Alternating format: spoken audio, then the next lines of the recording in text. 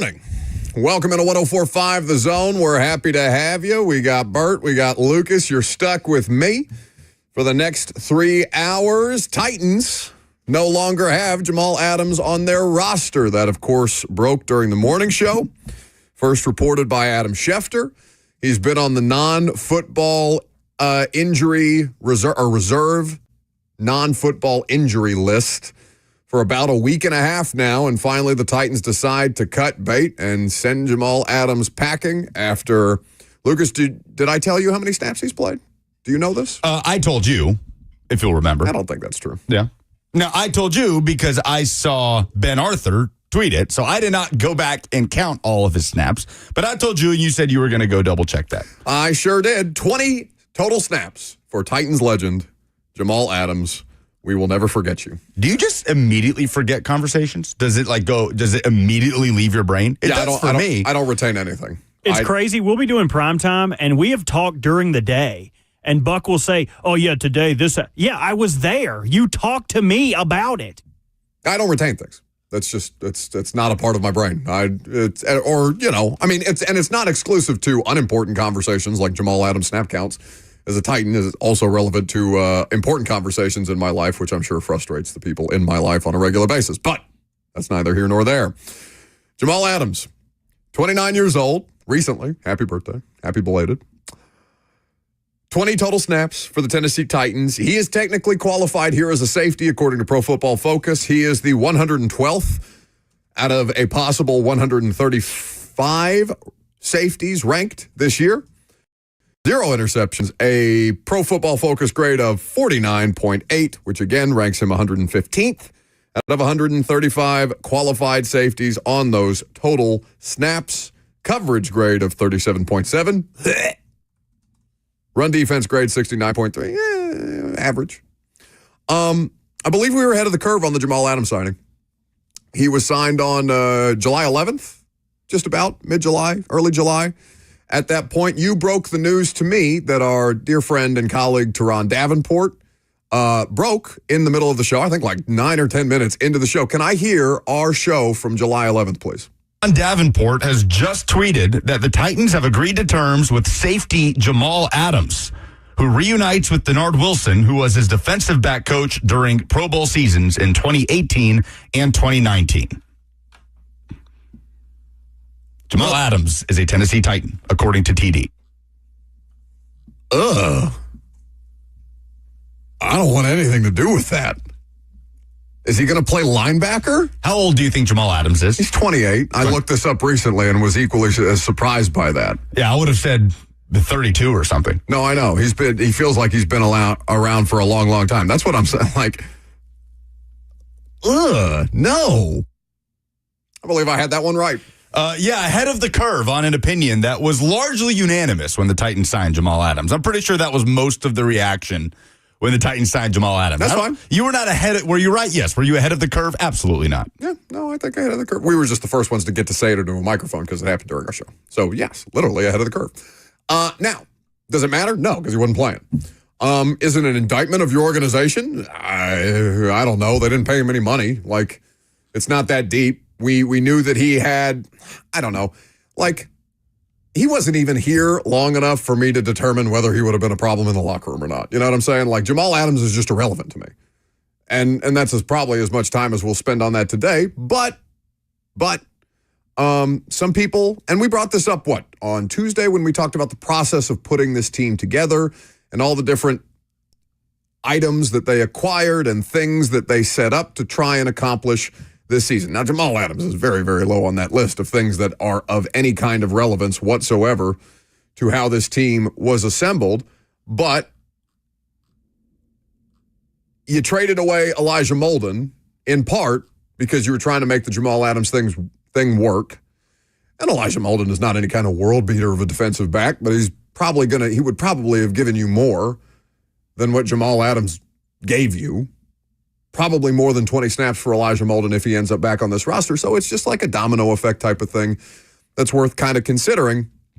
Even though you have a solid defense, your defense is by the counting stats, the number one overall defense in terms of total yardage allowed, If you think that makes them the best defense in football, okay, I would probably take issue with that. But they're a good defense. They're a defense that belongs to a better football team. It is a winning defense. It is a winning defense. It is a defense that is more than good enough to have a record better than 1-4. It is a winning defense on a losing team. But which we've had that conversation before. We sure have. I don't know how much Jamal Adams' attitude or personality or discontentment with his situation impacts a locker room, because he wasn't really here long enough to impact the locker room, right? And Amani Hooker's going to be on the show today. Titan safety, a good safety. He will join us, and we will ask him the question about, just basically the same thing I ask you guys every week. Hey, how's morale? What? And I know he's not going to say, yeah, man, we're down bad. Like, we're down tremendous. But it's the Calvin Ridley frustration. It's the Jamal Adams discontentment. It's the quarterback up there trying to make a definitive statement yesterday with us about his confidence.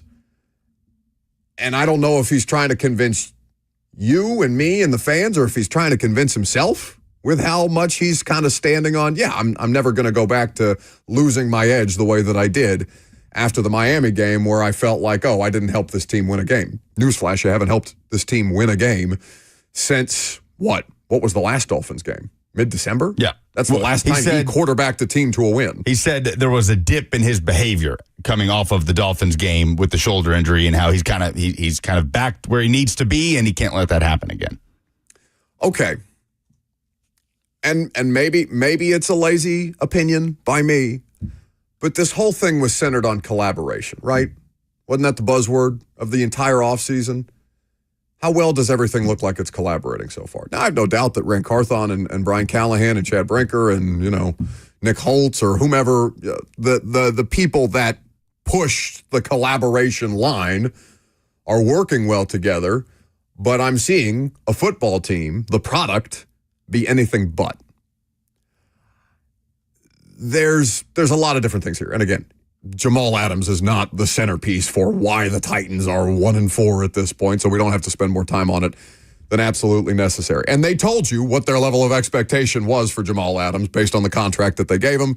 Couch cushion money. It's vet minimum. He played appropriately to that contract. Correct. Right? 20 snaps, 4 tackles. That sounds right. Through 5 games. How many missed tackles, though, I wonder? I wonder if I can find that easily on Pro Football Focus. I saw John Glennon of the Nashville Post, too, tweet this morning.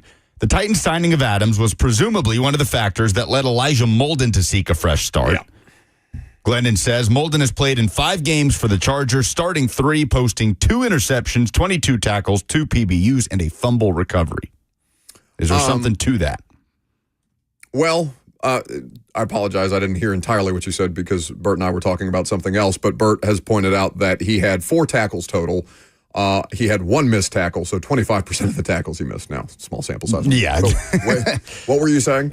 Essentially, Glennon took to Twitter saying about Elijah presumably Molden. That was one reason Elijah Molden wanted a fresh start somewhere. He's having a really nice start to the season. Oh, you literally weren't listening to me at all, were you? Statistically with the Chargers. Oh, okay. I just wanted to double check since I did that to you yesterday. This is you reciprocating. Yes. Okay, very good. Payback. That was not 2 minutes ago. I appreciate you. It's okay. 615-737-1045 is the number if you want to jump in. F&M Bank Chat also at your disposal. Facebook, YouTube, Twitter, and Twitch. If you would like, where Cole says, what makes you think they aren't collaborating? Oh, I mean, they're collaborating, but the product sucks. Like, they can collaborate all they want. But if the football team is ass, then what is the collaboration? What does the collaboration amount to? Am I being too harsh in the judgments 7 weeks into the season for a product that was supposed to be appreciably better and is appreciably worse? Again, I really don't want us to just keep beating a dead horse and having the same conversation. Buddy, the football team is the dead horse, and that's what we have to talk about for 3 hours a day. So you can talk about something else if you got something else. No, but what I'm saying is, I don't want to just keep coming back to this, but what if it's just that the quarterback play has been horrific? It can be. Like, every team has issues, right? Every single team has issues. L'Jarius Sneed did not play well against the Colts. That doesn't mean L'Jarius Sneed has had a horrific season, right? Every team has problems that are being talked about on a week-to-week basis in every market in the NFL. for the Titans, we keep coming back to the quarterback play has been so bad, has removed them out of games that they had every business winning. So we end up using it as a glaring indictment on every process they have gone about with the franchise, which I understand the most important and foundational decision they have made in the last 2-3 years has been the quarterback. The quarterback. Yeah. And early returns 5 games in is that they have gotten that completely wrong. Yes, you can say, what if? So I did that. I did that with Greg Cosell this morning, and we will play that for you at the noon hour because I asked Greg, hey, Greg, is it just the quarterback? And Greg's answer will probably surprise you. And I don't know how much of it you listened to this morning. Yeah, it's just we had this conversation like they're failing at every single level right now. What if it's just the quarterback? But it's not. It's not, based on the Cosell thing, and we'll get to that later in the noon hour. 615-737-1045 is the number. If you want to jump in, we'll pivot to some college football talk with David Ubben of The Athletic coming up next.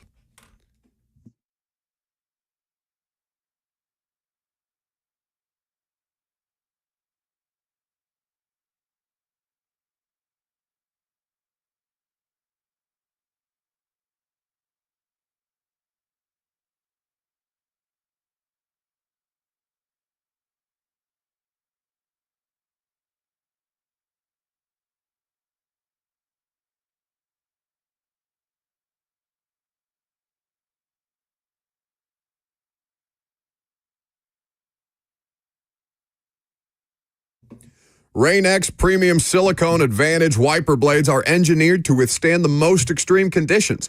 Rain-X Premium Silicone Advantage wiper blades last 2 times longer than traditional wipers, and for a limited time, you can save $16 per pair on those Rain-X Silicone Advantage wiper blades, plus get 2 times O Rewards points at O'Reilly Auto Parts. And when you purchase the blades with O'Reilly Auto Parts, their professional parts people will install them for free. O'Reilly Auto Parts is also celebrating the 25th anniversary of their famous jingle and want you to be a part of the celebration. You know how the jingle goes. They want you to submit a cover of the jingle, a remix, or your own choreographed dance for the opportunity to win exclusive merch and prizes, including 3 $5,000 grand prize winners from O'Reilly Auto Parts. Submit your video to O'ReillyJingleContest.com now through October 31st. That's O'ReillyJingleContest.com. Terms and conditions apply. No purchase necessary.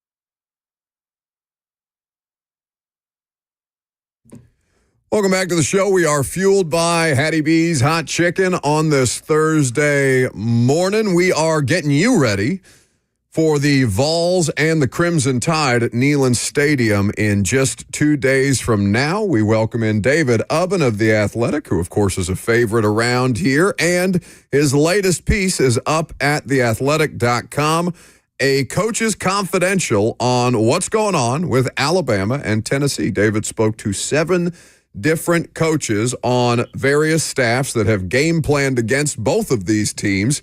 And the article itself was fascinating. Again, you can check it out at David Ubben or at theathletic.com, where you can get all of the great sports journalism that they're doing there. How you living, bud? I'm doing good. Excited to not be traveling this week. I'll be in the house for Bama, Tennessee. Should be a good one.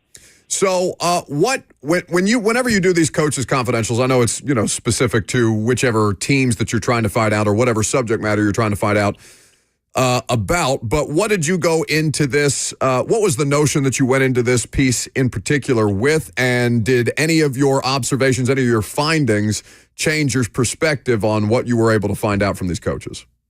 I think I just want to know kind of what coaches think about these teams. I think obviously with Alabama and Tennessee, this is like one of the angstiest top 10 showdowns ever. These are 2 teams that are in the top 10, but 2 teams that are feeling pretty grumbly about their teams at the moment. So kind of asking about like, hey, what's kind of been going on there? What do you think about, why Alabama has struggled, why Tennessee has struggled, but still, what do you think of the personnel? And that's kind of the big thing. I think the 2 things that jumped out to me were just Nico's inaccuracy and kind of what that looks like, and coaches not as impressed with James Pierce as the NFL people seem to be.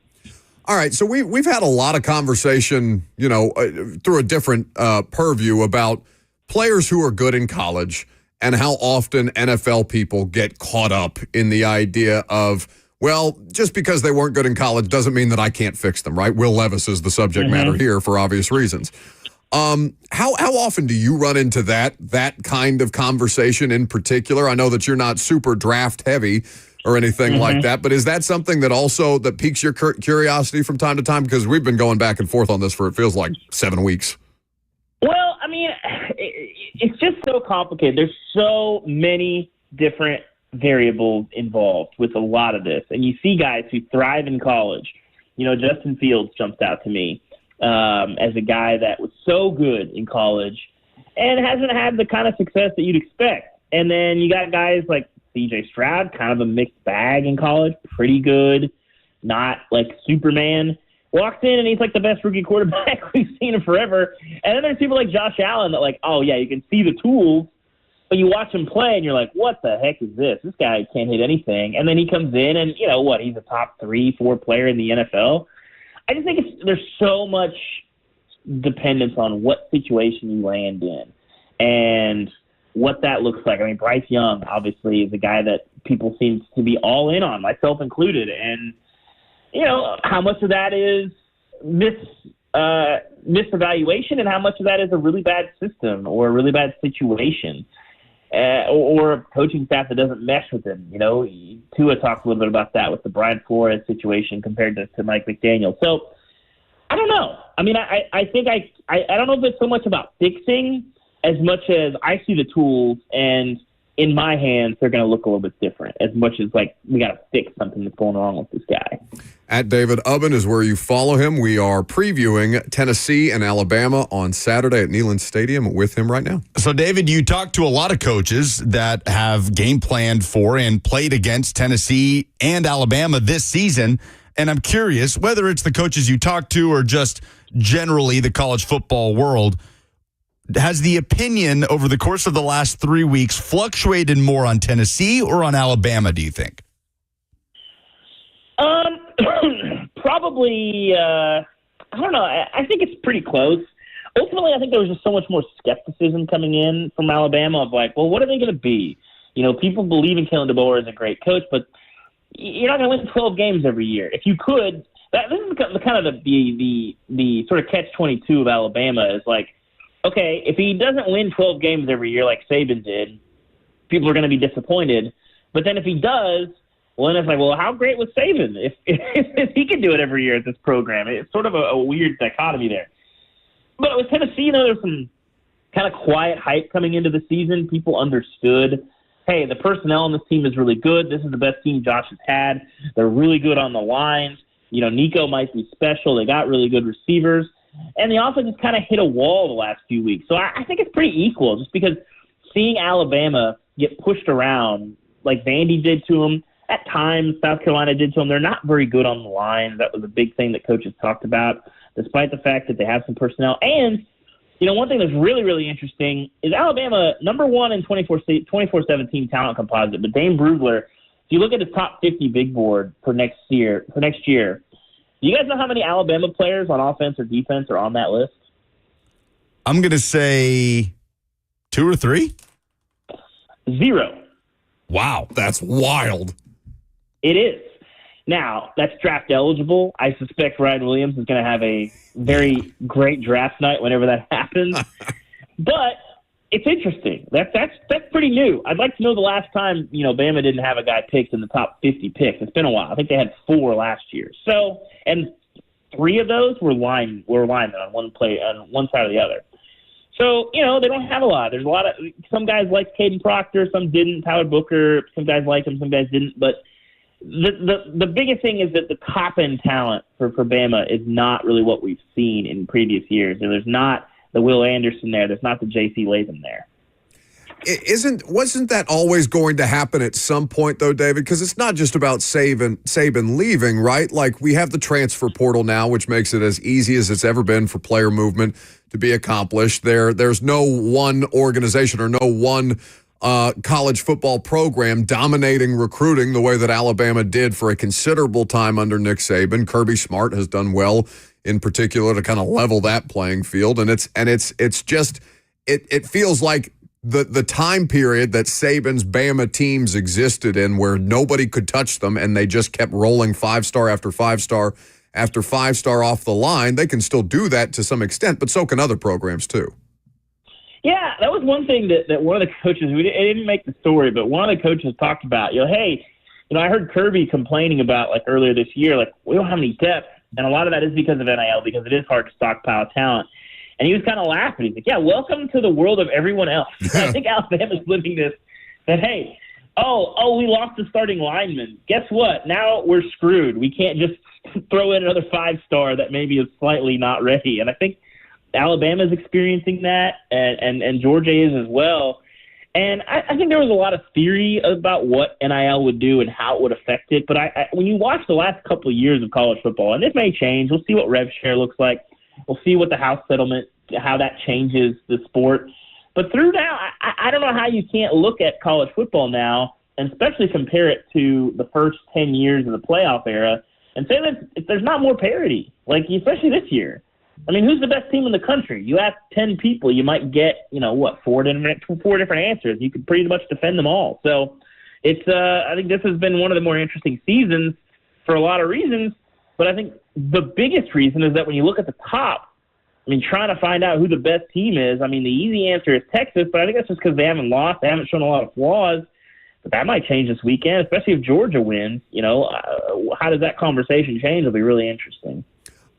Getting back to the focus of the piece, and you can again read it at, I should say, NewYorkTimes.com/The Athletic, and you can go. Hey, TheAthletic.com still redirects. It's okay. Oh, okay. I just wanted to make sure. I'm looking at the link on my laptop, David. I want to make sure I'm sending people to the right place.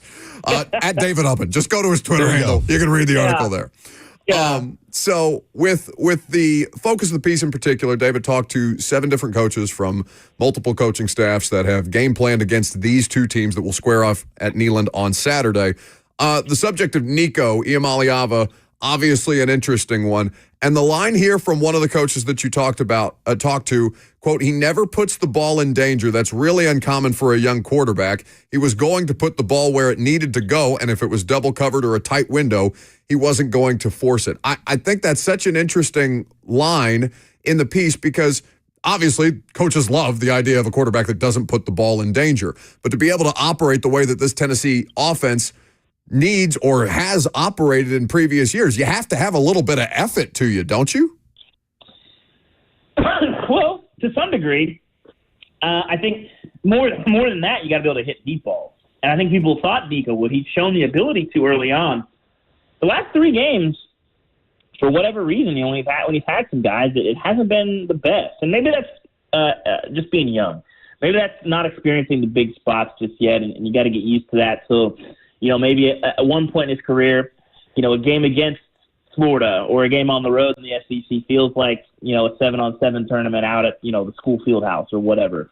The tools are there. We've seen the accuracy. You don't become a 5-star on accident, but you got to improve the deep ball accuracy, and that's so important in this offense. I mean, when you look at 2022 and that team, it's obviously going to draw comparisons to this team just because the expectations were so high. This team is way better on the lines of scrimmage, but it didn't seem like when guys were open downfield, he was hitting it like every time.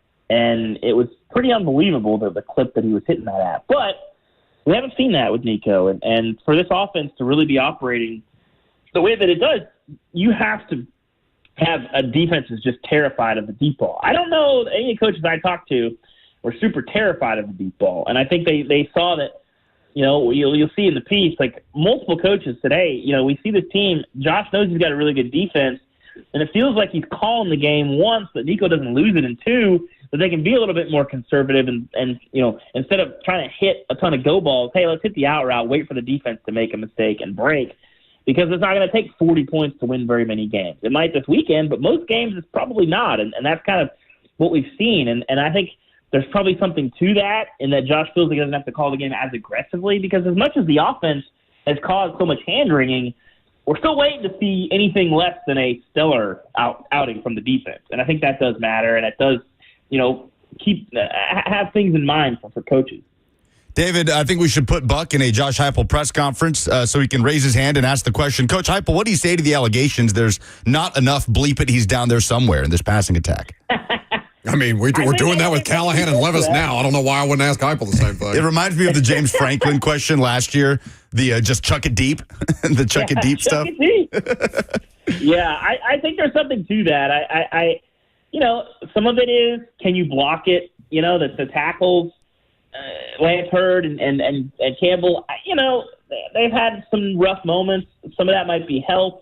They were out, obviously, against Oklahoma, and I think he felt like that Oklahoma wasn't going to be able to score in that game. But it's how much of it is not wanting to put a ton on your young quarterback, and how much of it is questions about whether or not you can block it. How much of it is just the defense is so, every coach we talk to is you can't let them get behind you. You can't let them get behind you. And how much of that is defense is putting so much emphasis on that it's just not there. I don't know. So this team is really, really interesting in that we've seen them be so dominant and then look just totally lost offensively. I don't recall a team looking quite like this, from the first half of a season looking so Jekyll and Hyde from one 3 games to the next 3 games. Well, there is a feeling that they're close, right? Because there have been receivers running open that have been missed, and pass protection has popped up. Penalties have popped up at the worst possible times. So is there a most common opinion on what is holding back Nico and the offense from kind of clicking back into place at the moment? I think the biggest thing is teams are figuring out kind of how to game this running game. For all the talk, we've talked a lot about them throwing the ball. We haven't talked a lot about the running game. The first 3 games, they were averaging, I think it was like 7.5 yards a carry, something along that line. They're at like 3.6 the last 3 games. And some of that is, coaches pretty much agreed that defenses are baiting Tennessee into running the ball. You see a light box. Hey, we got 5 offensive linemen and a running back. There's 5-6 guys in the box. We like our chances here. We're going to try to run it. Well, then they bring guys off the edge. Maybe you pinch the line, post-snap, and then those holes you thought were going to be there aren't there. Arkansas did that over and over again. Florida didn't have as much success, some success. Oklahoma did it pretty well. We'll see what Bama offers. Bama's going to have the best personnel. Their defense has looked pretty iffy for the most part. From the way that they've played, obviously, against Vanderbilt, a little bit at times against South Carolina defensively. Offensively, they had a few more issues in that game. But it's something that's going to be, if the running game is not going, Tennessee's going to have issues, at every other level of the offense. And so I think that is a really underrated part of kind of what we haven't talked about a ton today is teams kind of figuring out that run game and baiting them into running into what look like light boxes until they're not. Now, that's a really interesting part of this, because what you also pointed out in this piece about what Dylan Sampson has been able to do, and some people kind of projecting that out further to the Tennessee offensive line, but it being more about the individual and his ability to break tackles, also kind of pops into my head when you bring that up. Yeah, I think so. I mean, I think this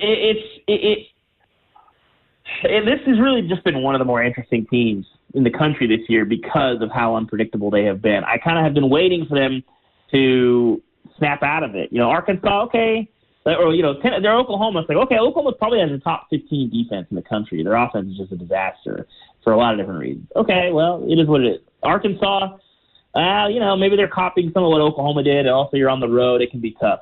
Florida last week was the one where I'm like, Florida's not good on the lines, and for them to not be able to move it like they did in the first half. I mean, getting shut out in the first half of 2 consecutive games, it sort of defied logic in a lot of ways. And so I'll be interested to see what Bama has for them this weekend. David Ubben of The Athletic is here with us previewing Tennessee, Alabama. You can read his piece online at theathletic.com, where he talked to anonymous coaches about this game and these two teams in particular. So on the flip side of that, then, with Alabama, it feels like the conversations are very parallel right now around that fan base and the Tennessee fan base. But with Bama, it's more about the defense, right? And that's kind of been what has let them down in the last few weeks. So, I mean, similar question I had for you about what's held back Nico in the offense. What is the thing that is failing Alabama in that side of the ball right now? Well, not having a big eraser is one thing. Like I said, there's no Will Anderson on this team.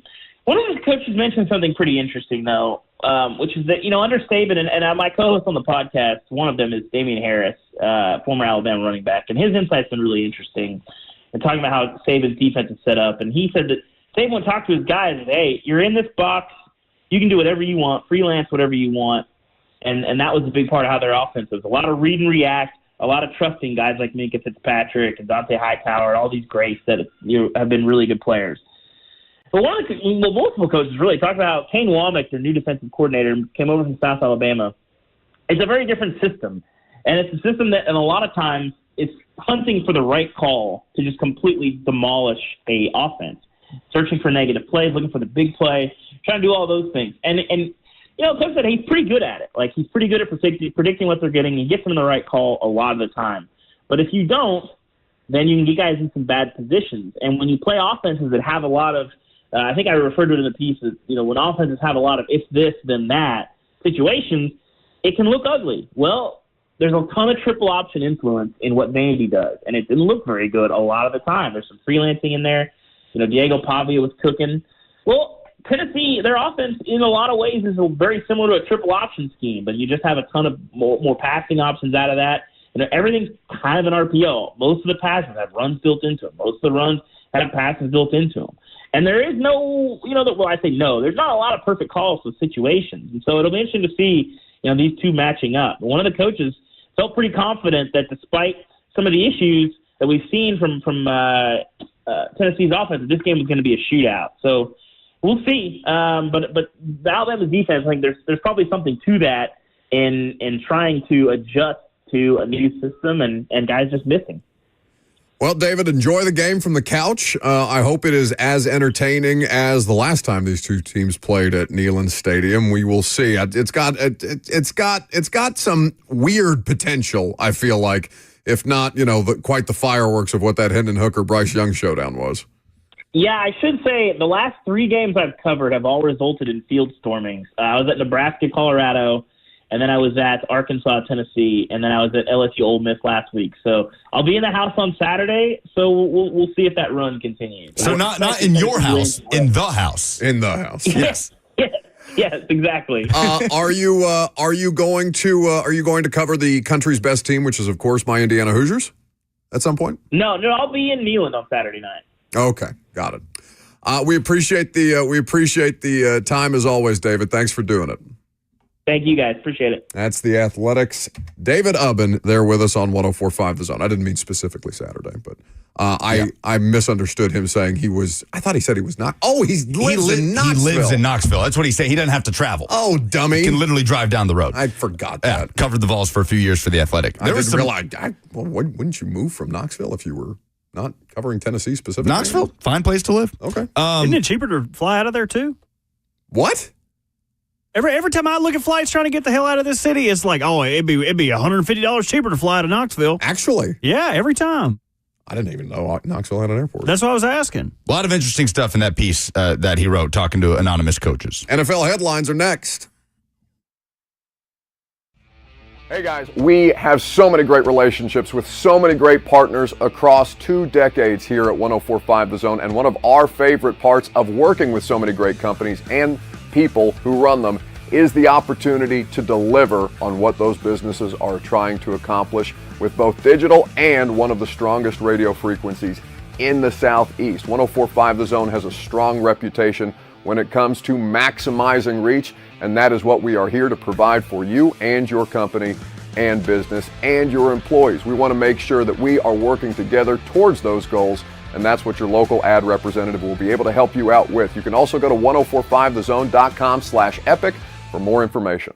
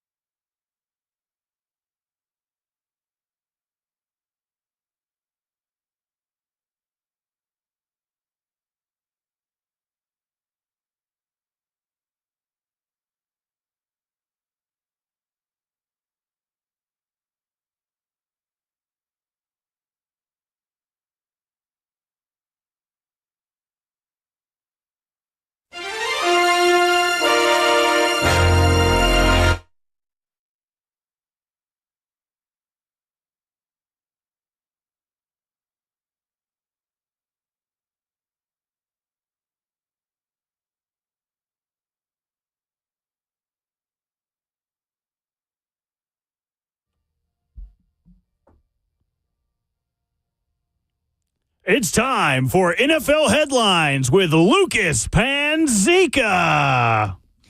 Thank you, Robert. In Pittsburgh, the Steelers are preparing for a Sunday night football home game against the New York Jets, and it seems like Russell Wilson is going to be the apparent starter for the Pittsburgh Steelers as he is finally healthy. He has been active for the first time, was on the bench last weekend. Tom Pelissero reported 2 days ago, the Steelers plan to give Russell Wilson first-team reps in practice this week. Pelissero said, putting him in line to make his season debut and start Sunday night against the Jets. His calf is fully healed, and now he gets his shot, says Pelissero. Now, worth noting, Mike Tomlin at no point has stepped in front of a microphone and said Russell Wilson is going to start against the New York Jets. But then, here is this quote from 30 minutes ago from Justin Fields, meeting with local media in Pittsburgh. Quote, I don't think I played good enough, if I'm being real with you. If I'm being real with myself, if I did play well enough, I don't think there would be any sort of question who should be playing, who should not. How come you don't want me, man? It does have that feeling right now in Pittsburgh. And Russell Wilson is the, we'll say, apparent starter on Sunday against the Jets. Justin Fields, by the way, this season has completed 66% of his passes for 1,106 yards, 5 passing touchdowns, only 1 interception, and he has ran for 5 touchdowns, averaging over 4 yards per carry. I hate this. I agree. I hate this. They're 4-2, as you mentioned. Justin Fields has not been overwhelmingly great. He's been good enough with a good defense. Like he gives them the threat of mobility. And I think that he has made incremental improvements. Is it good enough to be like a top-tier NFL starting quarterback or to live up to his draft billing? I don't know. Maybe at some point. Not yet. But to me, it just, I don't know what's in Mike Tomlin's head, obviously. So I'm not going to try and dive deep into what his logic could be for this, other than he thinks Russell Wilson gives them a better chance to win games more consistently, I suppose, than what Justin Fields is doing. Did you see what Ben Roethlisberger said about this? No, I missed it on his podcast. He's got a podcast, because of course they all do. How many athlete podcasts are actually good? There's a lot of them now. Do you listen to many of them? I know Bussin just had Trump on. Yeah, I mean, obviously the guys at Bussin do a great job. Yeah. Don't tell him I said that. Ryan Clark, their podcast does very, very well. Yep. But Deebo Samuel's podcast sucks. There's like 2 schools of thought with this, though, right? They either get really good guests or they are the good guest. Yeah. Like Amon-Ra St. Brown's podcast. It sucks. It's the St. Brown's brother. They're terrible, but they get really good players on. They talk about real stuff going on in season. So it depends what you go to these podcasts for. Anyway. Chris Long gets Chris Long good, but Kelsey Brothers good. Besides the point. Roethlisberger does a podcast. He had some thoughts on this. But all in all, I would absolutely not even think about taking Fields out of the game right now. I would keep him in there. Even if he has a bad game, I would keep him in there. Right now, we're rolling. Yeah, they lost 2. They got this win. I think he's playing well enough. Ben Roethlisberger is not the end-all, be-all when it comes to Pittsburgh quarterbacks. Obviously, that's Mike Tomlin. But I tend to agree with that logic. I haven't asked Ramon his thoughts on this yet. That would probably be good. I'd be interested because Justin Fields has scored 10 total touchdowns, and he's turned it over once. Has Ramon weighed in on this and we just don't know about it? He is, to me, off air. I think he's kind of split. You got to see how Russell plays. Obviously, we're not going to practice. And at the end of the day, it's Mike Tomlin and the Steelers deciding what they value more. The potential future of Justin Fields being a younger quarterback that you could potentially add to your roster going on, and the threat of his legs in your offense, or the veteran savviness of Russell Wilson being able to push the ball, be more decisive in the pass game. What's more valuable to that offense? We won't know until Russell Wilson plays. If Russell Wilson comes out there and he doesn't really have the arm, and he's not a decisive decision maker, then I would say go back to Justin Fields. He has fumbled 4 times, worth noting, and all 4 have been recovered by the offense. So maybe Mike Tomlin thinks they've had some turnover luck that would swing back the other way. I don't know. I haven't watched every Steeler game. I don't know the context of the fumbles. And yeah, I mean, what Bert is saying, maybe Mike Tomlin feels like there's something they haven't unlocked in the passing game with Arthur Smith as the offensive coordinator that they would unlock with Russ. Maybe Mike Tomlin went into this season completely planning to start Russell Wilson, and then the calf popped up and they were forced into Justin Fields. And it did feel that way. Yeah, it had that vibe. We didn't know for sure, but it is an interesting situation for one of those head coaches in the NFL that you put your hands up and you say, whatever Mike Tomlin says or does, like, who am I to, question or criticize? Somebody just asked in the YouTube comments, did Bussin ask Trump about the dog eating statement? No, they asked him what position he played in high school football, because that's the kind of interview that they did.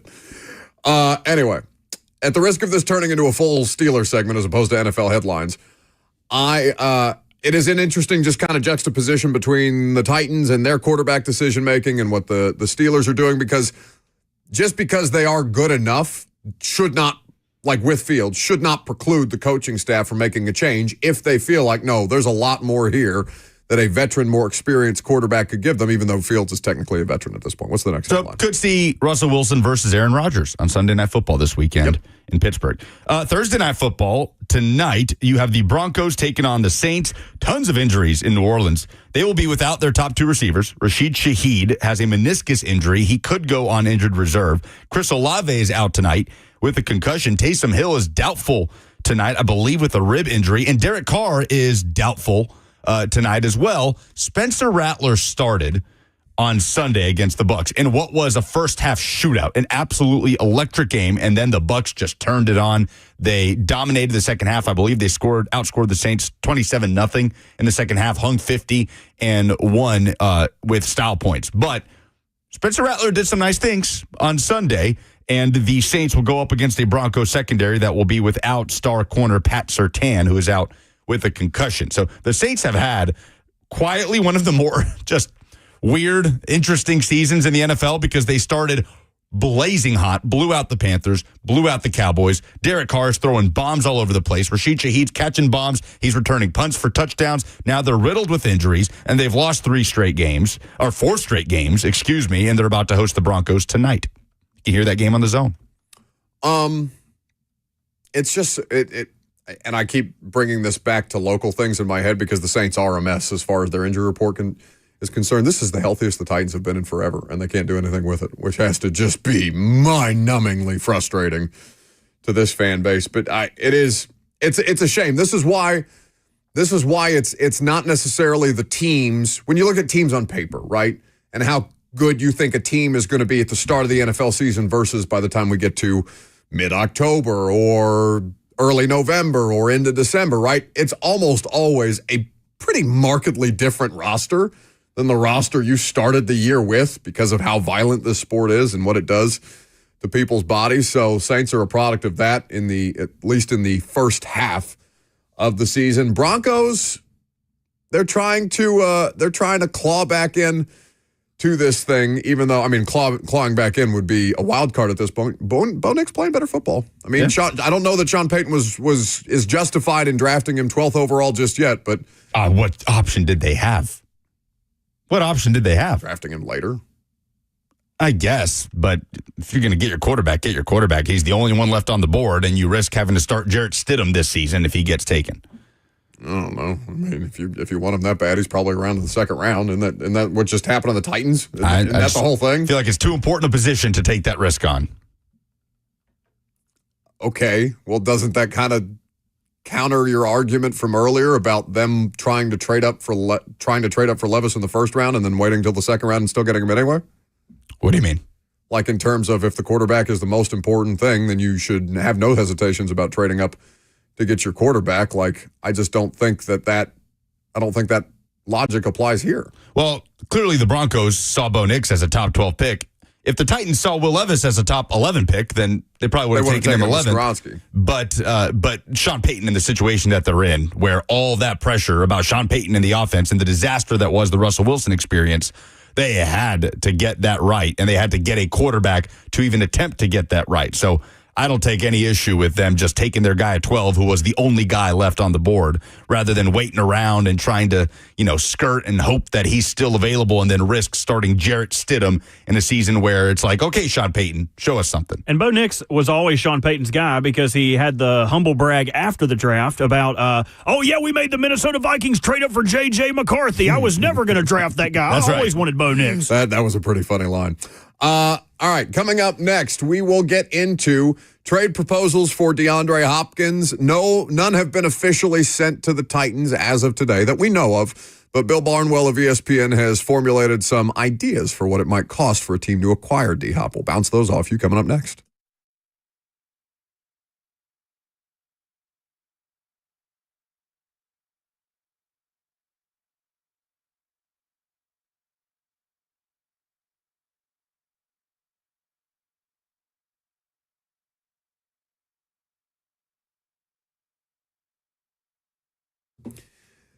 The Tennessee Men's Clinic specializes in men's sexual health issues. It's all they do. It makes them the experts in the field, and they have access to multiple protocols and options to treat erectile dysfunction if you're somebody who's dealing with that, based on your specific needs and what's going on in your body. Don't trust your health to an online pharmacy, and don't feel like you're out of options if, for example, the pills that you've been taking have stopped working or some other form of treatment that you've explored hasn't gone the way that you thought it would. They want you to understand all your options when it comes to treating ED. The Tennessee Men's Clinic protocols are patient-centered and customized to your needs. They have treatments for everything from low testosterone, ED, treatments that increase size and stamina, and everything else in between. The bottom line, no one has more expertise and experience in successfully treating men's sexual health issues than the Tennessee Men's Clinic, and they are passionate about what they do. So call them today at 615-208-9090. That's 615-208-9090, or schedule an appointment online today at TennesseeMen'sClinic.com for their Franklin or Midtown locations.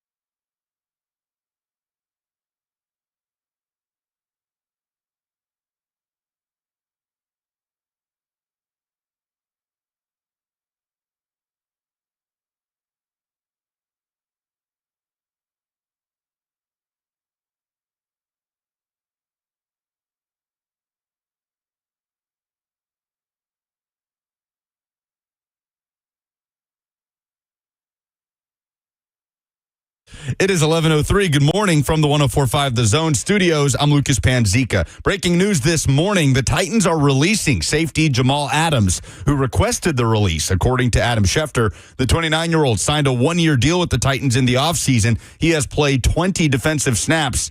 The Titans placed him on the reserve non-football injury list a month ago. The 1-4 Titans are preparing to play the 4-2 Buffalo Bills on the road on Sunday. Will Levis met with the media yesterday and was asked about his confidence level after the tough start to the season. Hi, I feel like it's always been that. I think after the game I made the comment. I found myself in a tough spot after the Miami game, just dealing with the injury and all that. And I was disappointed how I let myself dip for that brief period of time. But I feel like I'm back, and I'm not going to let myself lose that again. I think the second you lose that edge, it's hard to come back from. And you got to just maintain that to go out there and have the confidence and mindset to just do what you're capable of. Titans are back on the practice field today in preparation for the trip to Highmark Stadium. For all your foundation repairs and waterproofing needs, visit USSTN.com. Breaking news at once on your home for the Titans and Vols. This is 104.5 The Zone.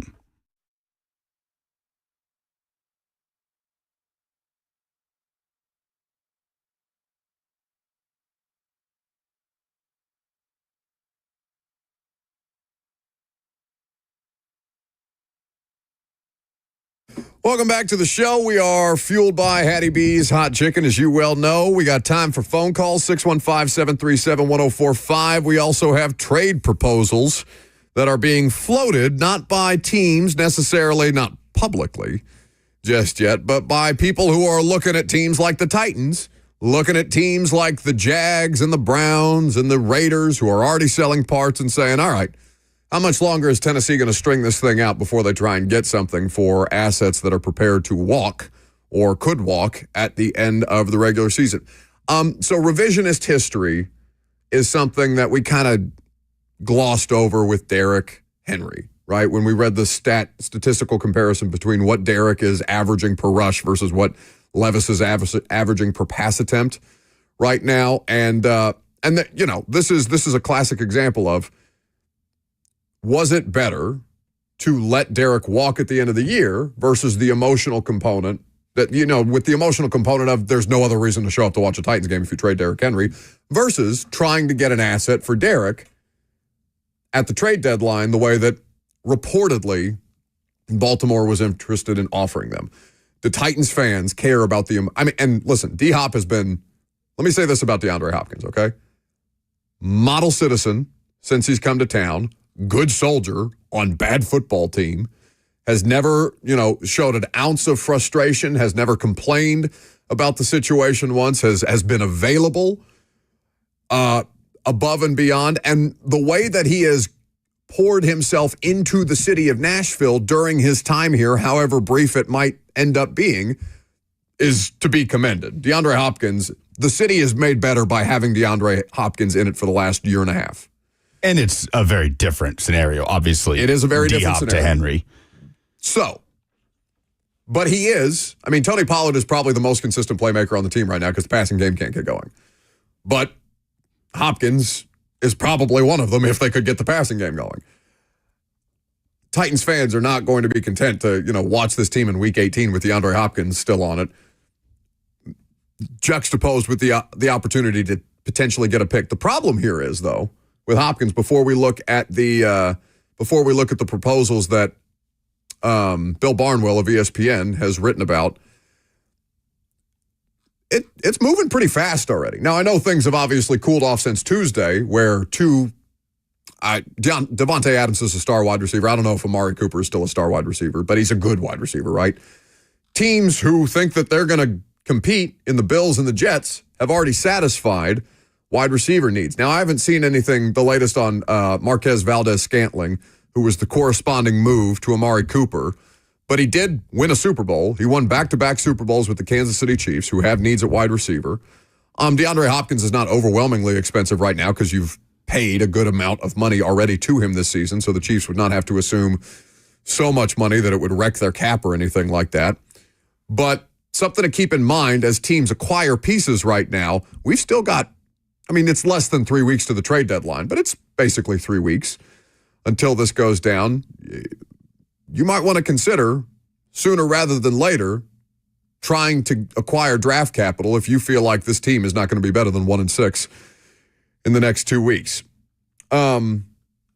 Is D-Hop the most viable candidate to trade? Expiring contract, offensive skill player, teams looking to try and continue to arm themselves for potential playoff runs or likely playoff runs, and the Bills, the Jets, well, I don't know about the Jets, but the Bills and the Chiefs, and exploring more viable paths. I don't know.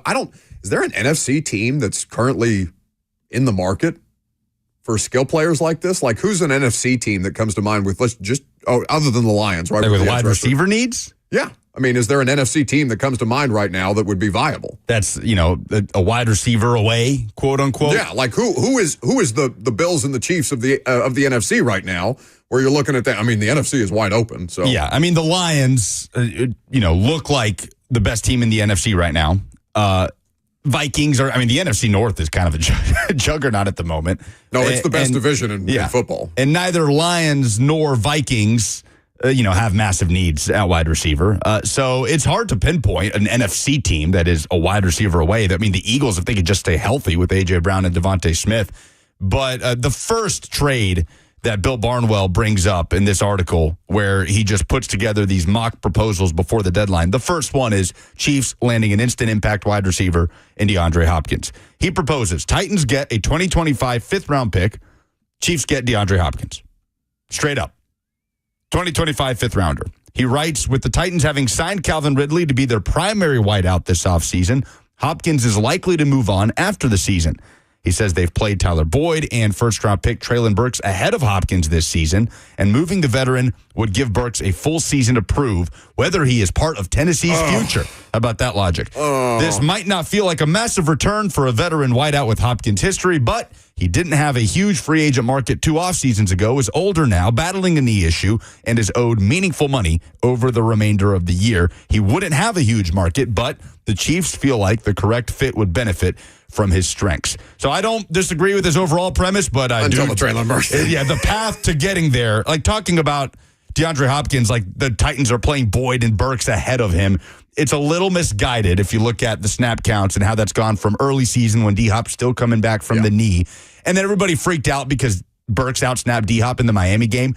Titans are just running the football in the Miami game. Like, I'm fine with Burks just trying to clear out and block people over DeAndre Hopkins.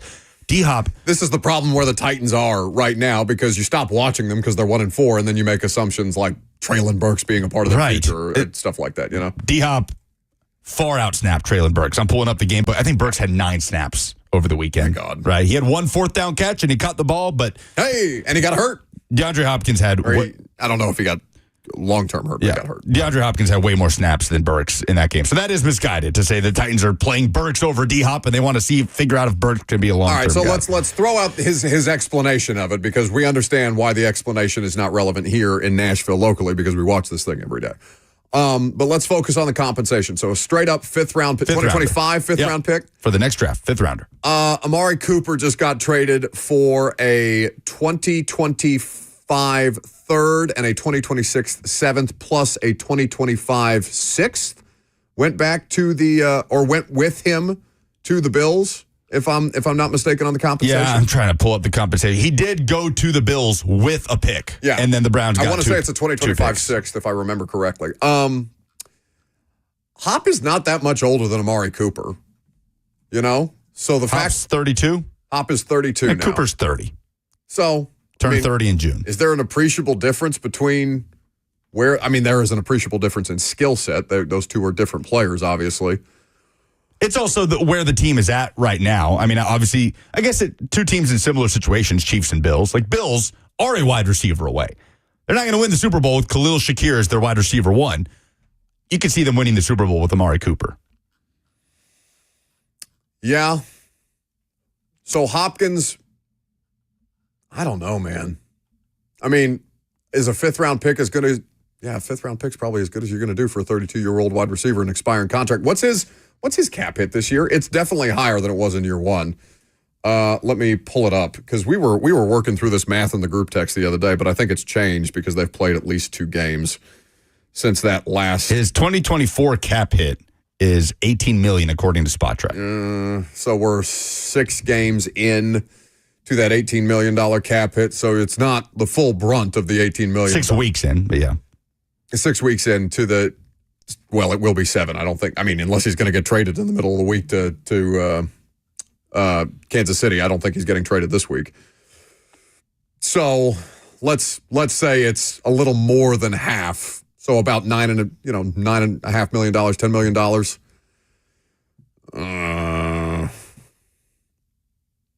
I would think that the Titans would even have to pay some of that salary. You know, I don't even know if a team like the Chiefs, what's the Chiefs cap standing right now?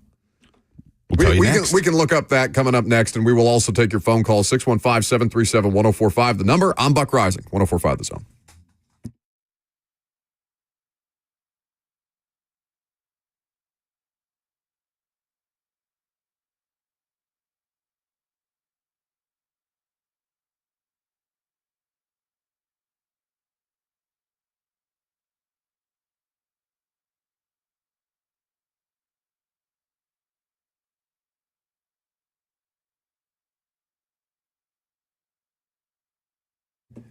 Benjamin Franklin Plumbing is the punctual plumber. If there's any delay, it's you we pay.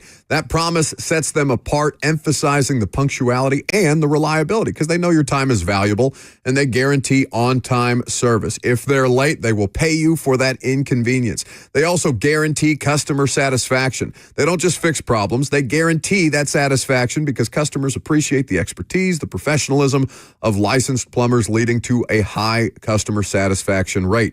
Every job comes with a 100% satisfaction guarantee, ensuring the work is done right the first time. They also offer a customer-centric approach, which strongly focuses on customer service with a transparent pricing, upfront communication, and a commitment to quality service. Their technicians are licensed, trained, and trustworthy. They are certified professionals who undergo continuous training to stay at the top of their field.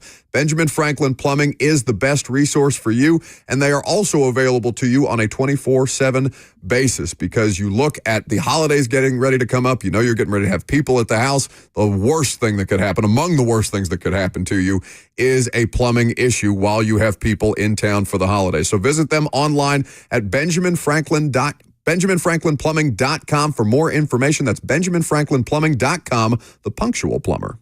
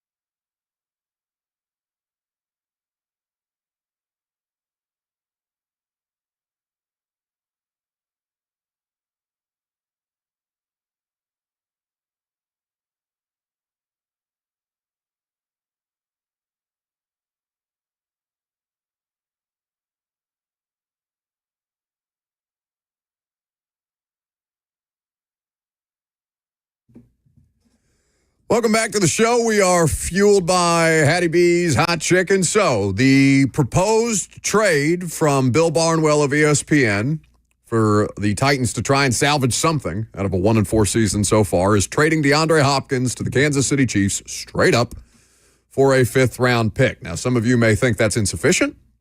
Some things that I would point out to you before we go to the phone calls that I saw the chat mention as well, some well-made notes, good contribution by the chat today so far, don't screw it up, is that DeAndre Hopkins is a rental. He's on an expiring contract. You would be taking on a significant amount of salary in year 2 of that 2-year deal that DeAndre Hopkins signed.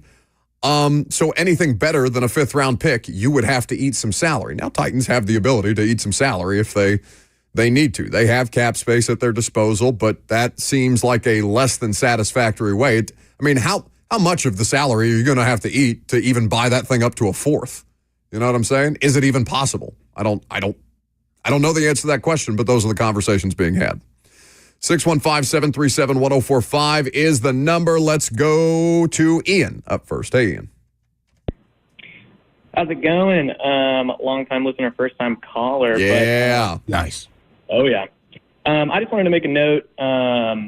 With Will Levis, I just feel like I was looking at a chart which was measuring quarterback EPA and PFF grade.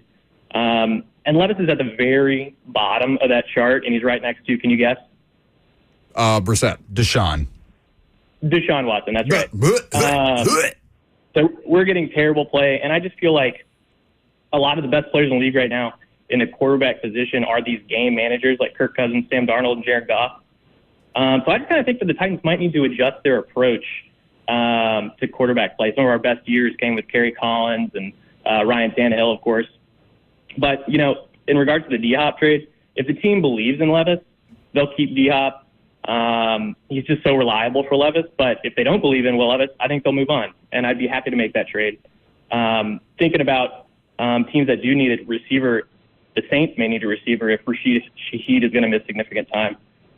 So, yeah, what are your thoughts on that? And lastly, I'll ask you to cover the Grizzlies this upcoming year, Buck. I know you've been disappointed with The timing of the music there when he's asking for Grizzlies coverage is Sorry, hilarious. Ian, we are a Lakers show.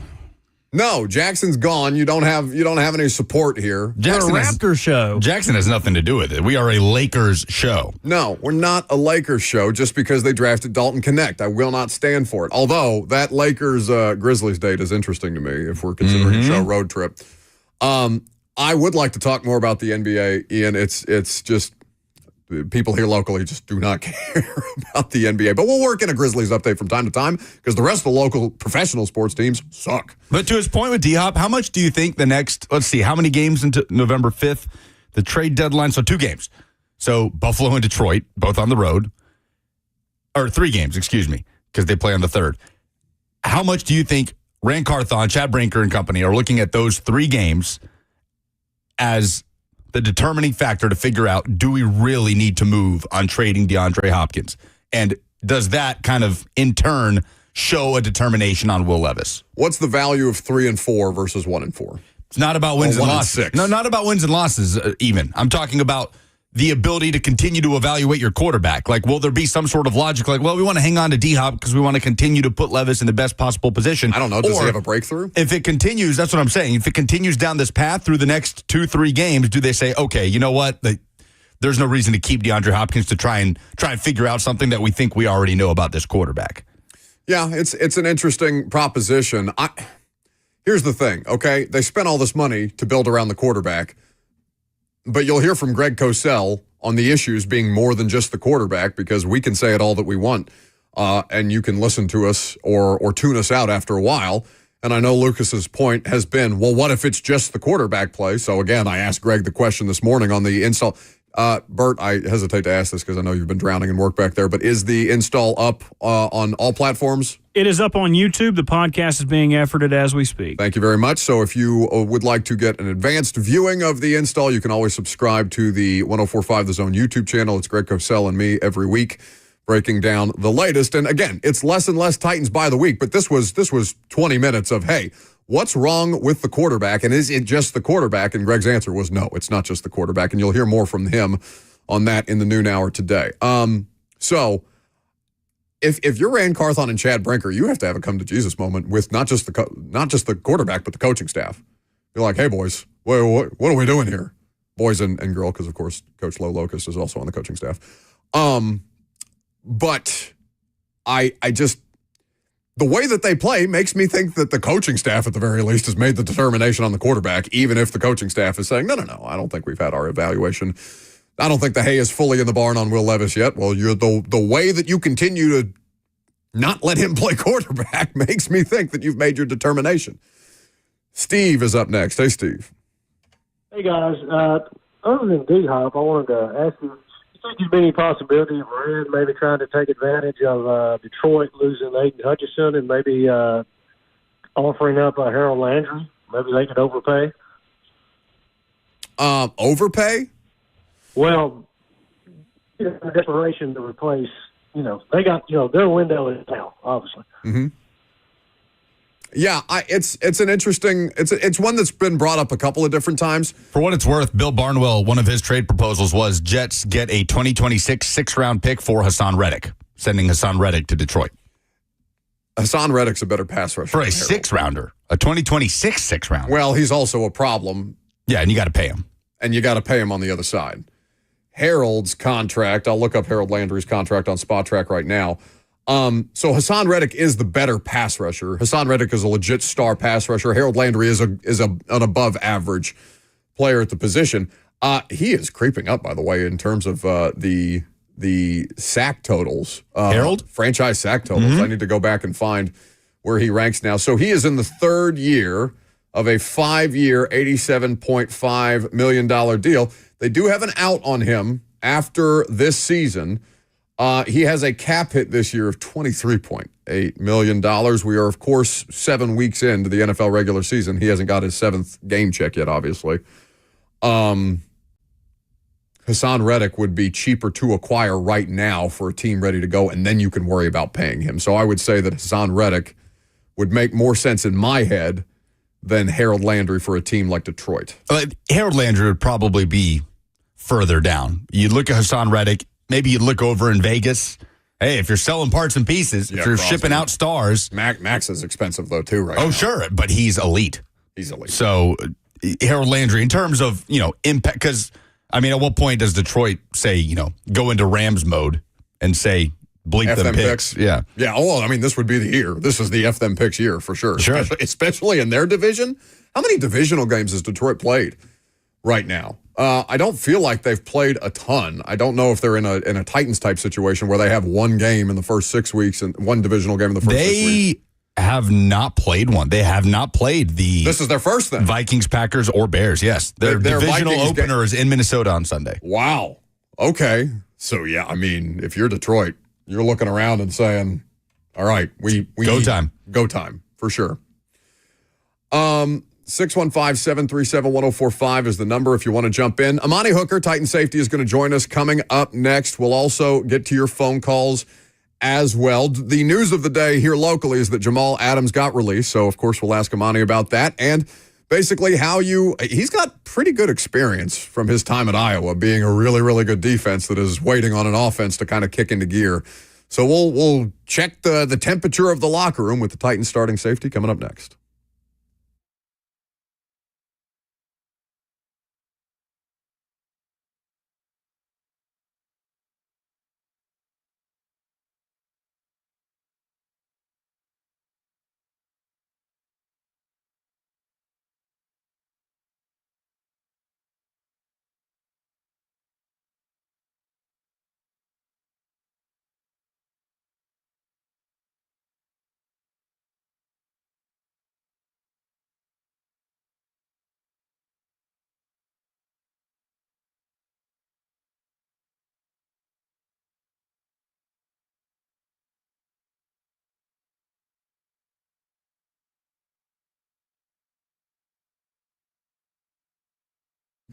Lake lovers, listen up. Tennessee National, a highly anticipated lakefront resort, golf, and marina community, is having a fall sales event, releasing a limited number of lake lots to the public with upgrades and savings. One day only, Saturday, October 26th. You can get a lake townhome upgrade, which is an outdoor living space upgrade, plus 2 years free boat rentals, plus 2 years free social membership. You can also get home site and golf savings, $10,000 off a golf membership, plus 50% off a brand new golf cart. You can get lake amenities, 2 years free pontoon rentals, plus 2 years free social membership. The Tennessee National has private golf cart access to a new marina and resort, 10 miles of walking trails, 3.5 miles of shoreline, a brand new 26,000 square foot clubhouse, waterfront concerts overlooking a beautiful lake, pickleball, pools, on-site coffee shop, and so much more. You can play on the lake or simply relax at the waterfront restaurant just over 20 minutes from Knoxville, Tennessee. Financing is available. Call to secure your private tour because times are limited. Enjoy life on the water, fresh air, boat rides, and sunshine. Celebrate the lake life and make memories. Limited property release Saturday, October 26th. Visit us at TennesseeNational.com, or better yet, give us a call, 865-408-9992. Memories begin here.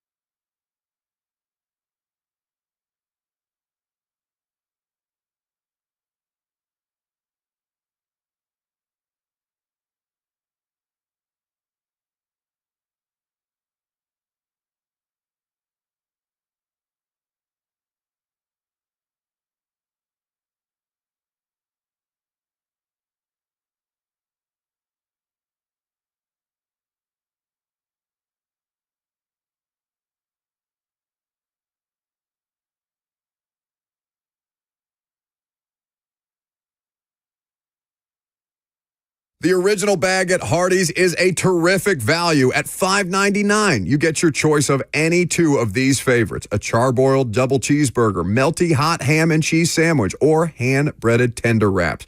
I had the charbroiled double cheeseburger loaded with fries. The Zone. Hear me every weekday 10 to 1 on the Buck Rising Show or on the call for Nashville Soccer Club during our radio broadcast. Look, a new year is almost upon us, and 104.5 The Zone has only ever delivered results for its advertisers. I'd love to be one to help you do that. Digital or radio, we do it all. Titans, Vols, Preds, Nashville Soccer Club. We talk about it. Win or lose, people listen and they engage. So the opportunity is right there. We've got some great deals too, some great incentives going on. Be sure to visit 1045thezone.com/epic, and I'd love to help you advertise your product in 2025 on Nashville's best sports talk station.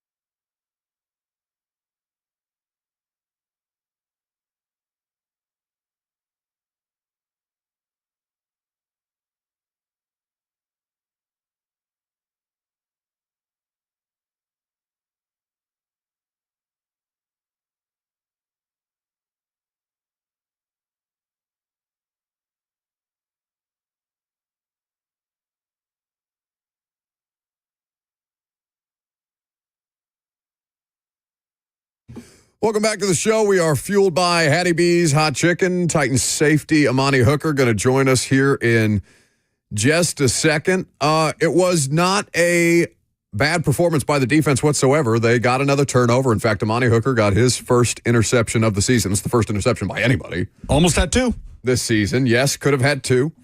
Where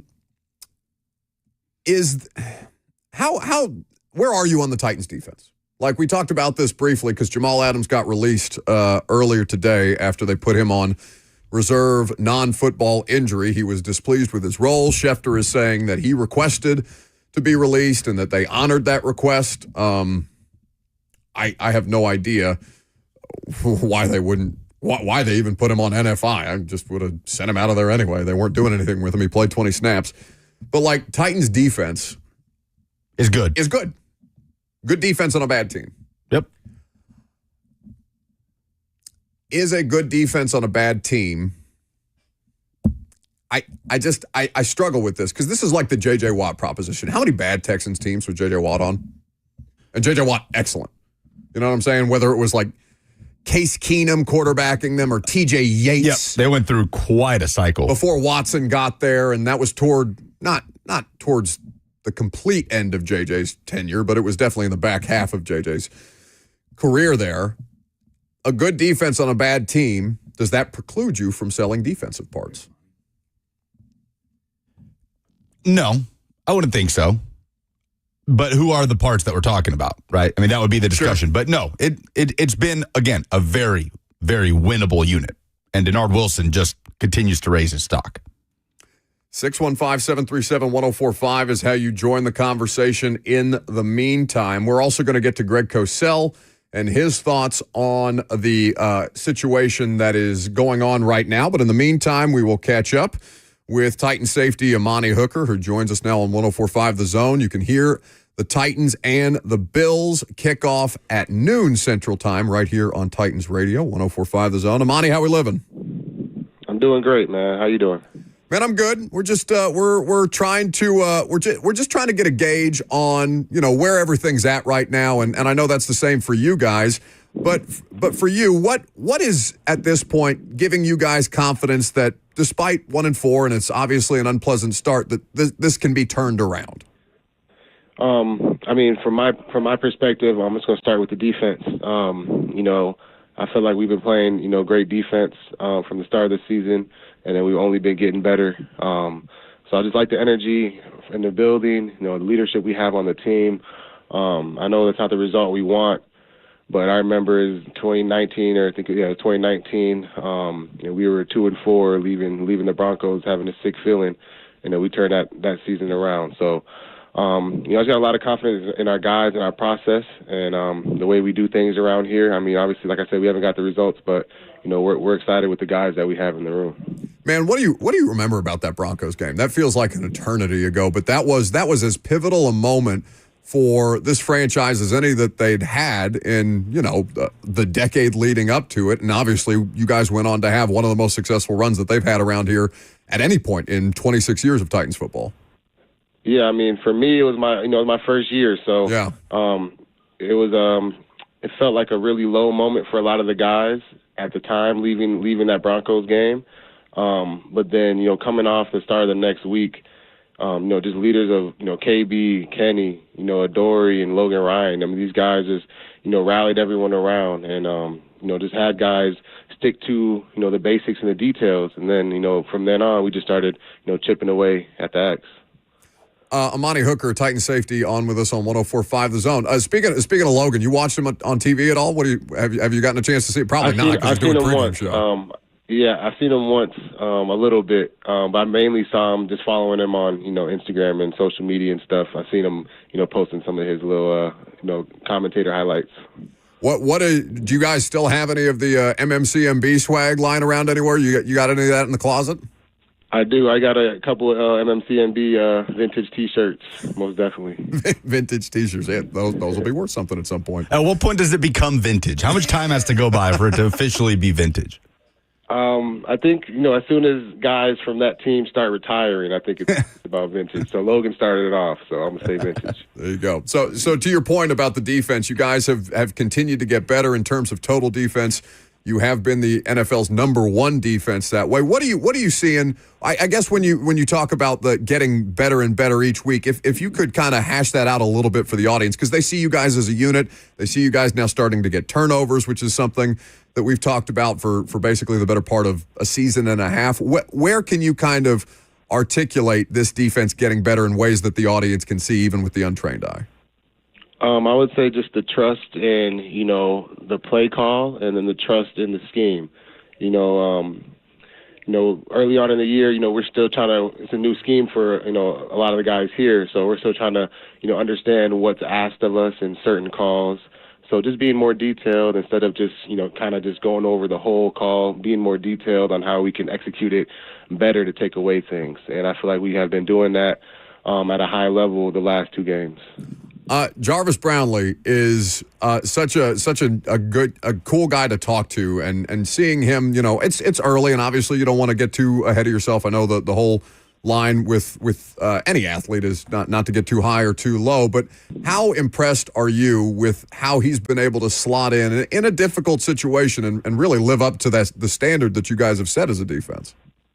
I mean, he's done a great job. I mean, he's a smart guy.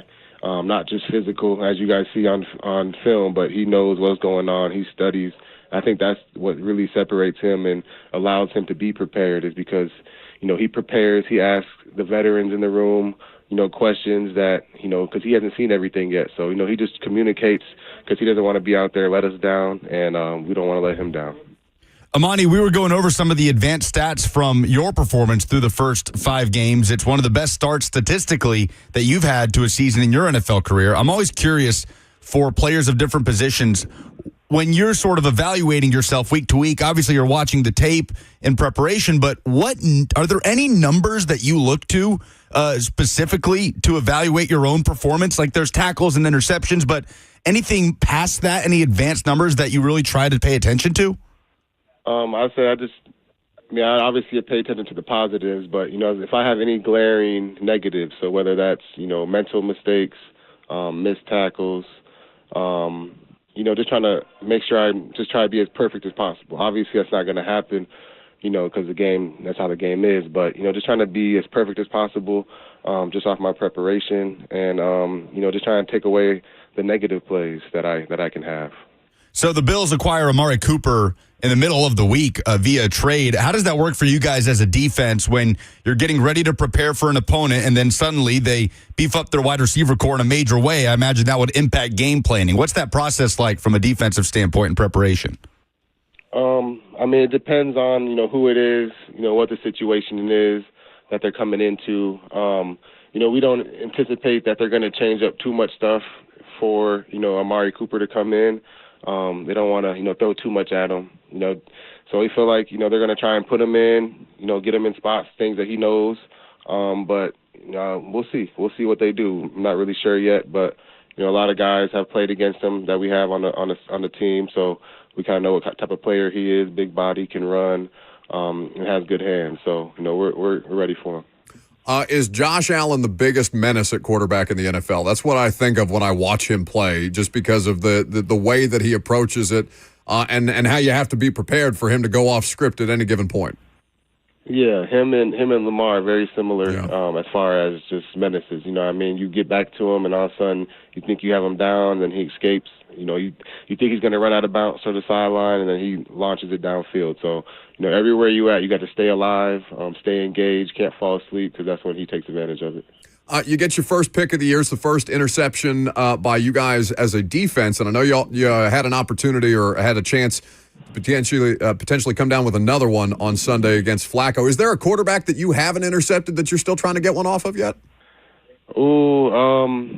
Yeah, Mahomes. There's a lot of QBs out there that I'd like to get some, especially the younger guys. There's a lot of younger guys coming in that I can't wait to play. How gratifying is it? Because you hear people, and obviously, Amani, all of you guys, especially those of you that played in Division I, Power 5 college football. You've played in hostile road environments. There's really not too many in the NFL that mirror what the college experience is. Highmark and Buffalo are definitely one of them. How satisfying is it as a defender to go into an environment like that, to, have the opportunity to kind of, us against the world mentality, and road trips always have a bit of a vibe like that, to make a play or to get a turnover or something like that shuts a really, really loud crowd up? It's exciting, because they come there, they want to see, big plays, big scoring, high points. But when you go into a hostile environment, you go out there and shut teams down. You can just feel the air taken out. It's quiet, and that's when you can start talking, and everyone will be able to hear you. So that's exciting. Can't wait for that. Titan safety Amani Hooker here with us on 104.5 The Zone. Just last one for you on the way out the door, Amani. Jamal Adams gets released today, and obviously you don't like to see anybody leave the team in the middle of the season, no matter what the circumstances are. I know that's somebody who you've looked up to and who you've talked about watching him play as one of the most electric players in college football during his time. I'm sure you guys are sorry to see him go. Yeah, he was a guy that, like you said, I looked up to as a player. When he was here, I tried to get as much information as possible, as knowledge of the game, life in general. But yeah, it sucks to see him go. He was cool with everyone in the locker room. Everyone had a good time when he was here. So, best of luck to him. All right, man. We appreciate you taking some time. Stay healthy out there, and we'll look forward to Titans and Bills on Sunday. Yes, sir. Appreciate you guys having me. Thank you. That's Amani Hooker, Titan safety, there with us on 104.5 The Zone. That game at the Bills is going to be interesting because, I fully expect the defense to hold them down the way that they've held a lot of these. I know the Malik situation, the Green Bay game was the outlier there because of the missed tackles. But the Bills have not played a lot of good defenses so far. And the one good defensive roster, well, the last two they've played, they've been limited in Texans and Jets. What's the clock look like, Burke? Am I going to the end of the hour here? Yes. Okay, I just wanted to make sure because we took a break at an unconventional time, and Bert just told me that we have Preds tickets to give away. I'm going to tell you how at the top of the noon hour, so you got to stay tuned to hear how you can have the opportunity. Is that game tonight? Yeah. Okay. No, the game we're giving away is not tonight. Tonight, the Preds take on the Oilers at Bridgestone Arena. We're giving away tickets to the Red Wings on Saturday. Ooh. Yeah. That's a little rivalry, little old school Preds rivalry. Old school rivalry, absolutely. But the Bills in the last 3 games have averaged 17.5 points per game. No. That number haunts me in my sleep. Do you ever see that terrible Jim Carrey movie where it's like a thriller horror movie? Was it 24? 23. 23, where he's just seeing the number 23 everywhere. I see 17 in my sleep. It's keeping me awake. But they've leveled when they're not playing the Cardinals, Dolphins, or Jaguars. So what that game is going to look like to me is interesting because 8.5 is a huge number in an NFL game. But I don't know whether the Titans are going to play a style of football that, one, doesn't come in with the intent of being conservative, because that's twice now in Miami and against Indianapolis that the coaching staff has said, no, we're trying to play it as safe as humanly possible here. Not specifically, those haven't been their words, but they have said that they have specifically tailored the game plan to be conservative as far as the offensive approach. I just don't know that you can play that way against Josh Allen, because he can kill you at any given moment where you get pressure on him. He starts drifting to his right towards the sideline. All of a sudden, he's got like one toe still in bounds, lofts it up for a 52-yard completion, because that's what Josh Allen does. Dixie on the F&M Bank chat says Josh Allen is the first good quarterback the Titans have seen. Rodgers in week 2 was not good. He wasn't bad. He is a good quarterback, and the Titans have seen him. Yes, Buck, Aaron Rodgers is a good quarterback. It's okay. This year? It's okay. Yes. Bert, you agree with that assessment? Aaron Rodgers is a good quarterback? Yeah, he's fine. He's fine. He is good at playing the quarterback position. I would say that's not a hot take. He's fine. Hail Mary King.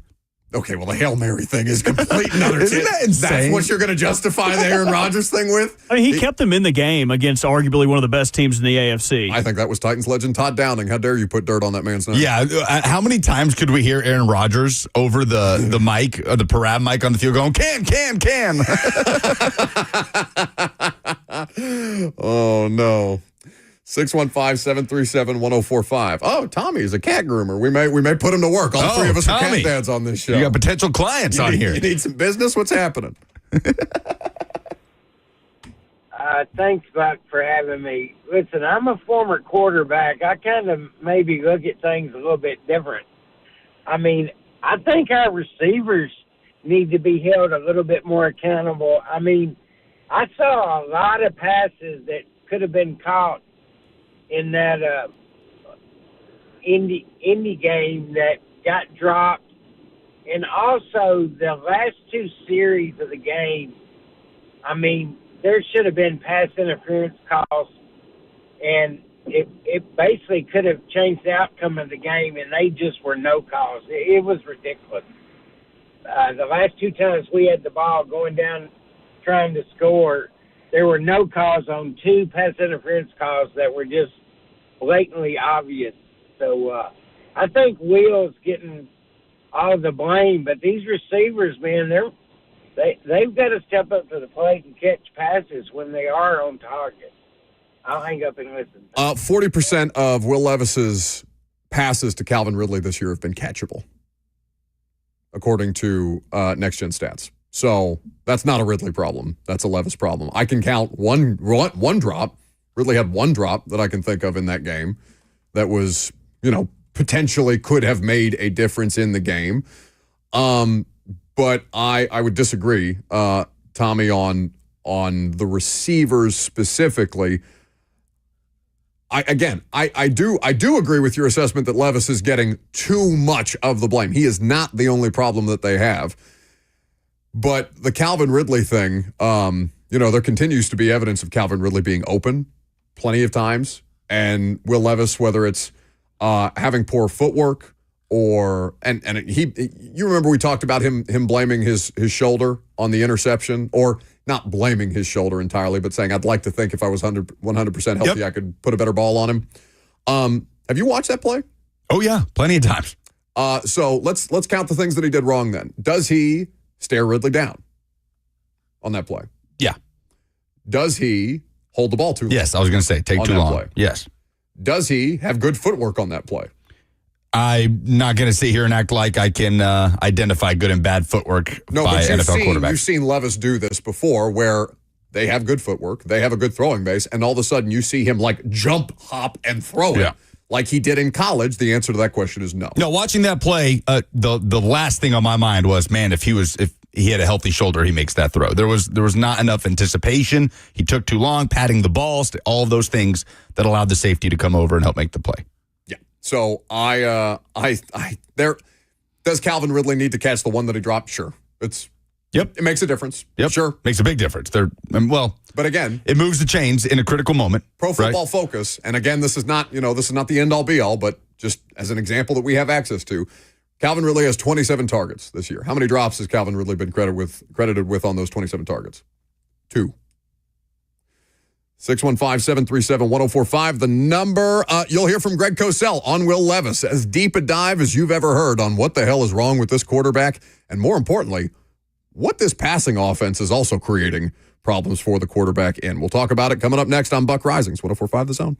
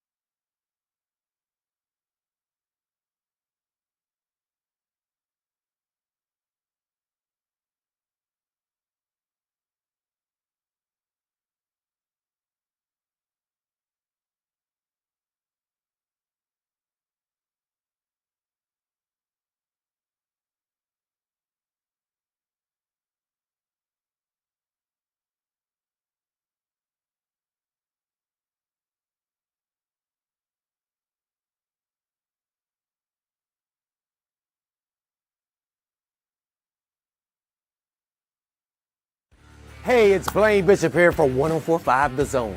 The dual power of radio and digital on 104.5 has always delivered results for the local advertisers.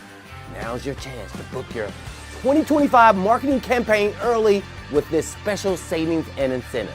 So reach out today to our local representatives, or you can just go to 1045thezone.com/epic.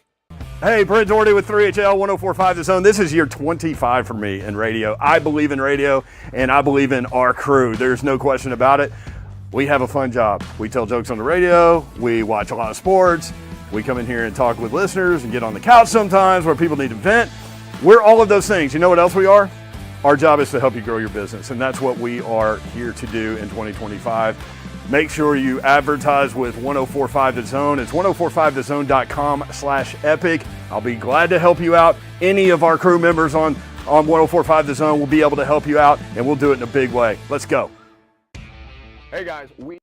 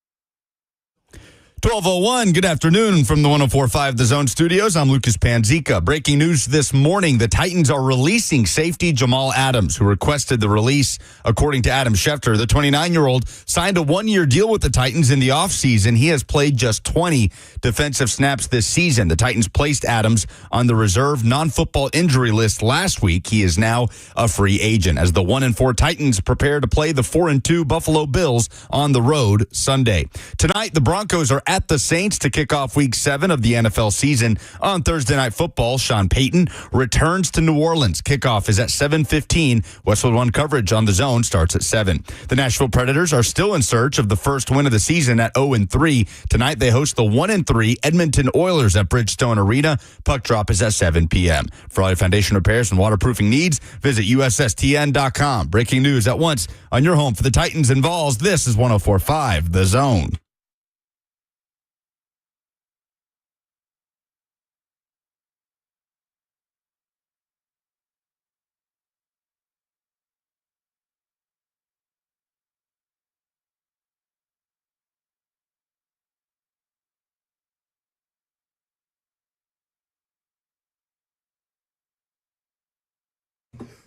Final hour here with us. We're happy to have you, Bert, Lucas, and me for 57 more minutes and change. I guess 56 more minutes and change.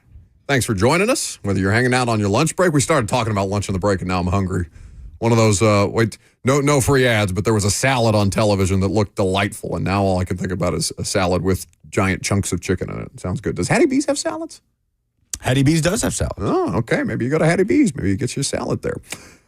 So 615-737-1045, the number if you want to jump in, you can do that. F&M Bank Chat is currently debating Shedeur Sanders over Will Levis. Did you see the thing I said to the chat of Deion and Shedeur doing an interview, and Shedeur being asked the one wide receiver that he would want to throw to if he'd had any choice of NFL wide receivers to throw to? I did, yeah. I did see that. DeAndre Hopkins was his answer. And Deion immediately says, oh, that's because he's into fashion. And Hopkins is famously an IMG model. So I think Hop would be a fun player to play with, especially if you're a young quarterback trying to figure it out. That is the safety blanket of all safety blankets. And then think about his quality as a wingman. He's already attractive, so all the nice-looking girls are going to be flocking to him, and then you can get the Reaganomics, the trickle-down of all the women that aren't interested in DeAndre, or that DeAndre isn't interested in. I don't know. I don't know if there are women who are not interested in DeAndre Hopkins, because famously, did you see somebody wrote an article about I think a woman that he was previously in a relationship with, alleging that they were still in a relationship, and Hop very quickly got on Twitter and said, I've been single for 2 years. That's what I'd say, too, if I was Hop. 615-737-1045 is how you can jump in. So, Lucas, bring back your question earlier that we started the show with on the state of the Titans right now, if you would be so kind. So we talk about the Titans as though everything they have done, top to bottom, within the organization has fallen flat since, I don't know, whatever you want to make the starting point. Firing John Robinson, firing Mike Vrabel, the start of the 7-game losing streak in 2022. I don't know. My proposal is, what if it is simply that, not to say they're perfect everywhere else, because they have issues, everybody has issues. What if it is as simple as, right now, the quarterback play has just been awful. And if the Titans had even decent quarterback play, they'd be a lot better than 1-4, and we would not be sitting here talking about everything is terrible and the world is on fire. What if the quarterback play has just been dreadful? Well, Bert, at your convenience, if I could hear from Greg Cosell on this very subject, though he looks to be engaged in a bit of a conversation, and that was something that we addressed with Greg Cosell on the install here earlier in the day. We taped the install podcast earlier this morning. You can check it out on YouTube.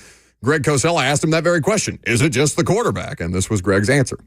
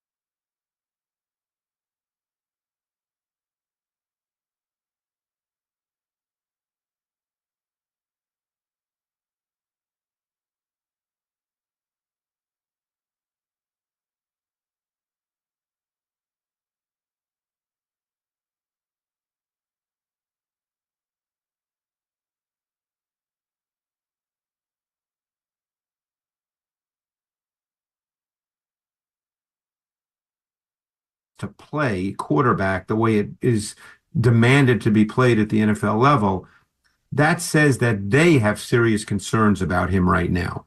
And the coaching staff did not clearly want it to be more than that, as long as the score allowed it to be that way, right, which was much of the game, by the way, obviously. So they were basically protecting Levis, okay? And there's a difference between helping a young quarterback with what you do with your concepts, like the Bears are doing with Williams and the Commanders are doing with Daniels. There's a difference between helping him and protecting him, okay? They were protecting Will Levis. And that's a problem in and of itself, but it's also a problem unless they've already made a decision. But it's a problem because you need to get to the end of this season to know whether Will Levis is your quarterback. So by protecting him, you're not going to know the answer to that question. Unless, as I said, they feel they already know the answer to that question, which they're not going to publicize if they do. Right. And they've been asked that question, and they've said, at least Brian Callahan has been asked that question, and he said, no final determination has been made, so you're correct in that. But and he shouldn't say whether one's been made or not. That's not for public consumption. Absolutely. We understand why the messaging is the way that it is. But it's undeniable what you're pointing out, even to the untrained eye, Greg, that they have, reined him in based on what they're allowing the offense to be, but that Levis, in the way that he plays when he's at his most comfortable, I would say, is gunslinger, whatever you want to call it, wants to push the ball down the field. And so what I watch when I see him, Greg, is a quarterback that had his comfort zone taken away from him and hasn't been able to adapt just yet. Levis is the kind of quarterback that you have to live with the early mistakes. Now, no coach wants to do that, and no coach takes a job saying, "Oh, we're going to rebuild, and I don't care if we go 4-13." No coach says that, nor should they say that. But Levis, even if you view Levis as potentially being a really good player, he's a certain kind of player. Okay, Levis is not a precision, complete 72% of his passes, boom, boom, boom. He's not that kind of player. I'm certainly not comparing him to Josh Allen, but he's much more of that style of player that is going to ideally make some special plays, but he's also going to miss some things, and he's going to, miss a few here and there. May even I know Allen hasn't thrown a pick this year, but the track record, the kind of player Josh has been, Levis, he's going to throw some bad picks where you go, ooh, and you just have to move on. But he's certainly not the kind of quarterback that is going to be good if you limit his throws. He needs to feel like he's in the game and can get back there and just whip it. That's who he is. Right or wrong. I'm not making it, I'm not saying he should be the guy or not the guy, but that's the style of player he is. That is Greg Cosell of NFL Films saying your coaching staff is not letting your quarterback play quarterback. Does that answer your question, or does it give you more context? Yeah, to me it solidifies what I'm saying, because that's not Cosell saying, "Hey, the problem's not the quarterback." That's Cosell saying, "I want to see more of the quarterback. The coaching staff is pulling the reins on the quarterback." Why do you think the coaching staff's doing that? Because they don't trust him. Right. So the problem is still the quarterback. Yeah, but they don't trust him to do the one thing that he does well. And now the quarterback is worse. Yeah. So I'm still trying to figure out why the problem is not the quarterback. It's the vicious cycle that we're talking about, because, again, we're not going to rehash the conversation that we've had several times on this. How can you figure out about the quarterback to an extent on everything about the quarterback without letting him operate at full capacity? I hate the idea of coaching scared. I hate the idea that we're talking about 2 straight game plans where they're coming in specifically saying no, conservatism is the thing that we want to accomplish here. Conservative, play safe. No, I don't disagree play not with to that. lose. I don't disagree. That makes with me insane. There's a big part of me that just says cut him loose. Just cut him loose and let whatever happens happen. You're 1-4. Mm-hmm. Why are you still playing it safe? You're on the road at Buffalo and Detroit. If you don't let him play more, it may be too late. It may be too late, and that's not all on him.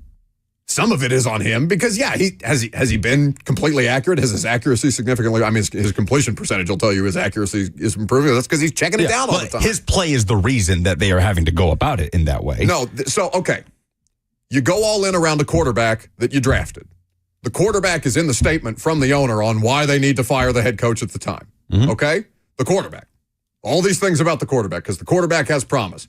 Then you hire a coach with an offensive scheme that is timing, rhythm, precision. paper cut shot, right? That is not the skill set of the quarterback. So you've told me all these different things that you're going to put around a quarterback, and you've brought in a coaching staff that doesn't play to the quarterback's strengths. Now, the quarterback may not have enough strengths to play to, because pushing the ball down the field and yellowing it from time to time is not an effective way to accomplish anything. And when Will Levis is asked about the things that he's improved upon yesterday, he said that he's having a better time, or he's having an easier time reading defenses than he was before. But what I see is a quarterback who doesn't trust what he sees. And maybe the protection is a part of that in the early going that has contributed to it, and still having the same problems that he's always had, which is a tick late on some of these throws, which in the NFL can lead to interceptions. So again, my mind is melting here, thinking about a quarterback that did one thing well and now doesn't do it anymore because the coaching staff won't let him, and he's just terrible all around. Sounds like we're talking about a quarterback problem and how the coaching staff should or shouldn't try to circumnavigate said problem. Sure. Yeah. But that's not exclusively a quarterback problem. Oh, yeah. Oh, it permeates. That is a problem that you are paid to figure out. Quarterback problems become widespread franchise problems. It's the most important position in sports. Carrie B on YouTube says, does Callahan get a pass until he drafts his quarterback? No, because you sold me all these things about this quarterback. It's in the statement. That's why I'm not pinning all this stuff on Will Levis. They told him he's the guy. Then they spent all this money to reaffirm, no, this is our guy. We'll get it right.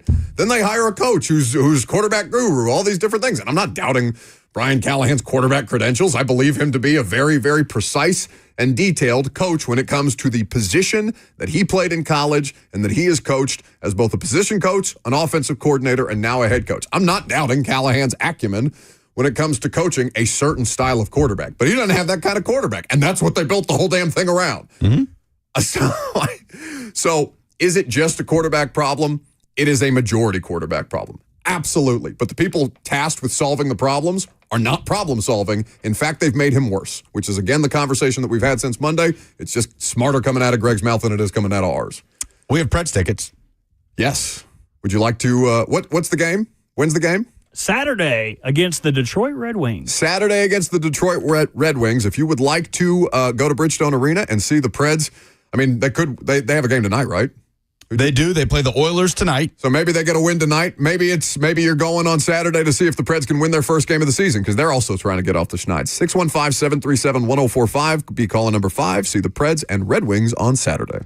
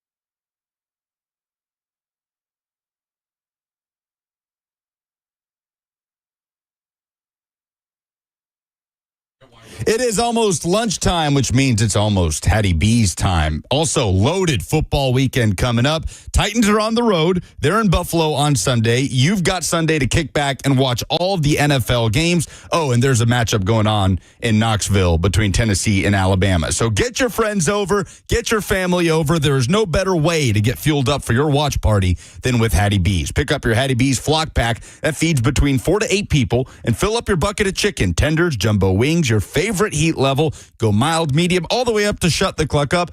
Believe me, there is something for everyone. The flock packs come with 2 quarts of the classic Hattie B sides, the pimento mac and cheese, the cheese grits, the potato salad, collard greens, the black-eyed peas salad, very underrated side at Hattie B's. You just can't go wrong. Wash it all down with a gallon of lemonade or tea with that flock pack. They start at just $55 and can be ordered exclusively online at HattieB.com or on the Hattie B's app. Think about that. $55 to feed between 4 to 8 people. Also, go ahead and download the Hattie B's app. You get a free dessert just by doing so. Visit any one of their 6 locations today. The factory at Franklin, Lower Broadway, Melrose, Midtown, Nashville West, and the Nashville Airport. Now, even at Nissan Stadium. for Titans game days and let Hattie B's feed your watch party this weekend.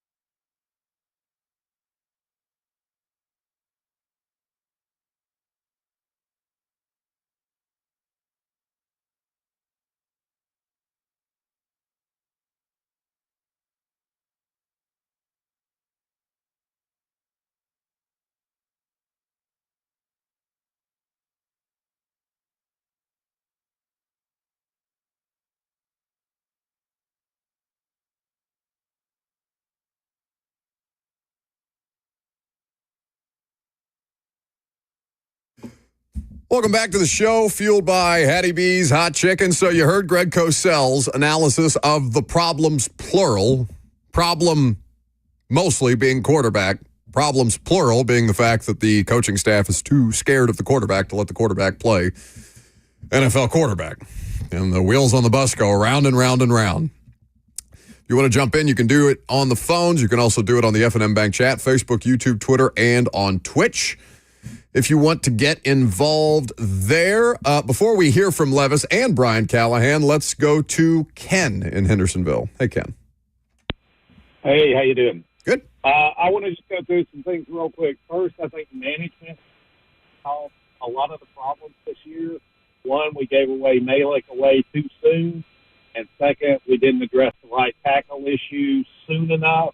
So I don't think you can start playing. Wait, you gave away who too soon? Time to throw the ball. Ken, who did you give away too soon? He's talking about Malik Willis. Yeah, Malik Willis. Oh, okay. Yeah, we shouldn't have got rid of him. That wasn't as a bonehead as what John Robinson did and Brown, but almost. You should have let these guys duel it out. But anyway, then Callahan, he needs to stop calling the plays and get him an offensive coordinator, let him call the plays so he can coach. Vrabel made the same mistake with trying to do the defense. Third, receivers. You probably have some good stats. I don't see that the receiver is getting separation, so he has good targets. Then last is you got to let this guy who's a gunslinger, let him loose. I agree with what Eric himself said. That's it. Thanks. Thank you for the call, Ken. What? Oh, God. Breaker out. I think where he was messing up at the front, I talked to him off air. I'd like to shed a little light on that. I think he was saying that the problem is, and that's why the Titans should have kept. Does that make sense? Oh, my God. Okay, so let's work through as much of that as we can. Number one, they shouldn't have let go of Malik. Or Malik. You will understand my confusion. I was like, who? Should they have traded Malik Willis away? Yeah, because they did all this stuff around Will Levis. Now, should they have done all this stuff around Will Levis without letting Malik and Levis compete more? I mean, that's revisionist history if I've ever heard it. That's a hindsight 2020 conversation. That is one up, but they did give Levis the job. The job was given to Will Levis in ways that it was not given to Malik Willis. We can all agree on that, yes? Sure. So should there have been a more earning it on the part of Levis? I'll entertain. But that's backseat GMing now. Understanding that Malik wasn't going to be the backup here, so they had already gone out and found a viable solution at the backup quarterback. With, what was the second point? The receivers and the separation? The second one, that was the third. Second one was that Brian Callahan's got to get himself an offensive coordinator. He's got one. His name is Nick Holtz. No, but he's saying that we'll call plays. Yes. He's got a person in the booth.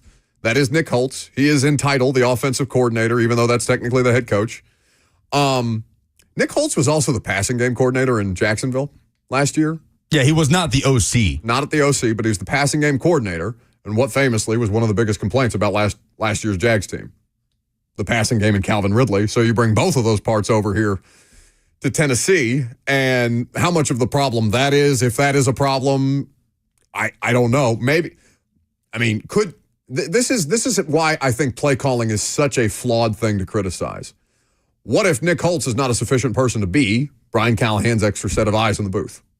And we just have no idea, because how would we have any concept of that? Because you get a camera shot of every once in a while of Nick Holtz sitting there with a headset on talking to somebody over a mic.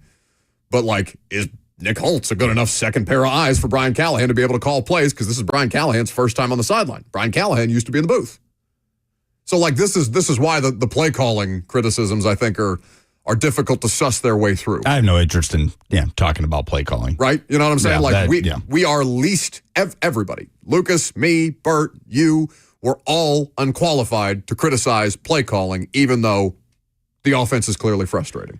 We criticize it too at all the wrong times, it feels like. Yeah. Do you remember when early on in the Colts game, opening drive, Titans fans were beside themselves? Because I think Tony Pollard had an 8-yard run on the first play from scrimmage, screen to the right, behind the line of scrimmage, nothing. Screen to the left, behind the line of scrimmage, nothing. Punt. Titans fans are furious, right? And for good reason, right? You cannot sit there at 2nd and 2 and end up going 3 and out. Titans' next drive, though, those 2 screens set up the NWI touchdown because they fake the screen out to Ridley. Defense bites on it. NWI is by himself in the end zone, right? So you criticize play calling in one moment, it gets you a touchdown in the next because it's setting up something else. And then ultimately, if you grabbed Kyle Shanahan and you threw him into the booth up there and he started calling plays for this Titans offense, do we really think it would be markedly better? Would this Titans offense start scoring 28 points per game with Kyle Shanahan just calling the plays? I have no idea. My stance is no, because I think they have a quarterback problem. But entertain that. I don't even know how to entertain that hypothetical. You know what I'm saying? Like, that's why I hate the play calling conversation. Yeah. Because we can't talk about it. We literally can't talk about it. His third point was receivers can't separate. Yeah, receivers are separating. Calvin Ridley, if you look at the advanced metrics, again, not everybody's on Twitter, so I'm not going to say you can see all these graphs on Twitter if you're not on Twitter. But Next Gen Stats has Calvin Ridley's percentage of time where he is getting open on time and the ball's just not getting there. You have people with the True Stats, True Media, breaking down the percentage of time that Calvin Ridley is finding ways to get open, is doing his part of the heavy lifting, and the quarterback just doesn't either see him, go to him in the progression, or the play isn't called for Calvin Ridley. Now, Bo Hardigree said something interesting about Ridley the other day, which, again, goes back to your point, Lucas, about how much of this is solely a quarterback problem. And I don't know if Bo was saying this just because it's something to say or because this is actually true, but he's saying that Calvin Ridley is, if he's not first in the progression, he's no less than second, which makes me think, okay, quarterback problem. So all of this compounded by the fact that they won't let him play how he's most comfortable playing because they're scared of turnovers. He's not Josh Allen. But later in the podcast with Greg Cosell, and you can check out the Install with Greg Cosell wherever you get your podcasts. It's available via podcast. It's also available on the Zone YouTube channel. Greg brings up Josh Allen in this comparison alone with Levis. What does Josh Allen do? I mean, he's not doing it this year. But what is the biggest criticism of Josh Allen? Turnovers. He doesn't have a pick this year. Which is wild. The year that you were betting against the Bills is the year they lead the division, and he doesn't have a pick. I didn't know they weren't going to have Amari Cooper, or they were going to have Amari Cooper. This was before Amari Cooper, so it doesn't matter. Wrong. So, with Josh Allen, there are turnovers at some points. There have been turnovers throughout the course of his career that make you sick, right? Because they're egregious. But what do you do with Josh Allen? You live with the turnovers because everything else that he does is so high level that you just have to grit your teeth and bear it when he throws a bad pick. I'm not saying that Will Levis is Josh Allen, but if you're going to find out the most about Will Levis as humanly possible, do you not have to just kind of grit and bear it sometimes, let this quarterback open it up a little bit, live with an early mistake, and then try and work your way through it? Yeah. Again, maybe we are to the point in now heading into week 7 where that is lost. That's a lost proposition because he's up there talking about confidence. In fact, Bert, at your convenience, if I could hear from Will Levis, because the first question that he's asked every day at a press conference for the last 7 damn weeks, or I guess the last 6 since week 1, he's not asked questions about his opponent. He's asked questions about his confidence. Hey, Will. Hi. I feel like it's always been that. I think after the game, I made the comment. Smart ass. I found myself in a tough spot after the Miami game, just dealing with the injury and all that. And I was disappointed how I let myself dip for that brief period of time. But I feel like I'm back, and I'm not going to let myself lose that again. I think the second you lose that edge, it's hard to come back from, and you got to just maintain that to go out there and have the confidence and mindset to just do what you're capable of. So that's what I'm making sure that I remind myself every day, regardless of what my box score or stat line looks like, that I know who I am at the end of the day. Numbers or whatever else, whoever anyone says has to say, doesn't define me. All right, that's I know his tone doesn't necessarily connote, definitive statement. It's a pretty strong statement from a guy who hasn't won a football game,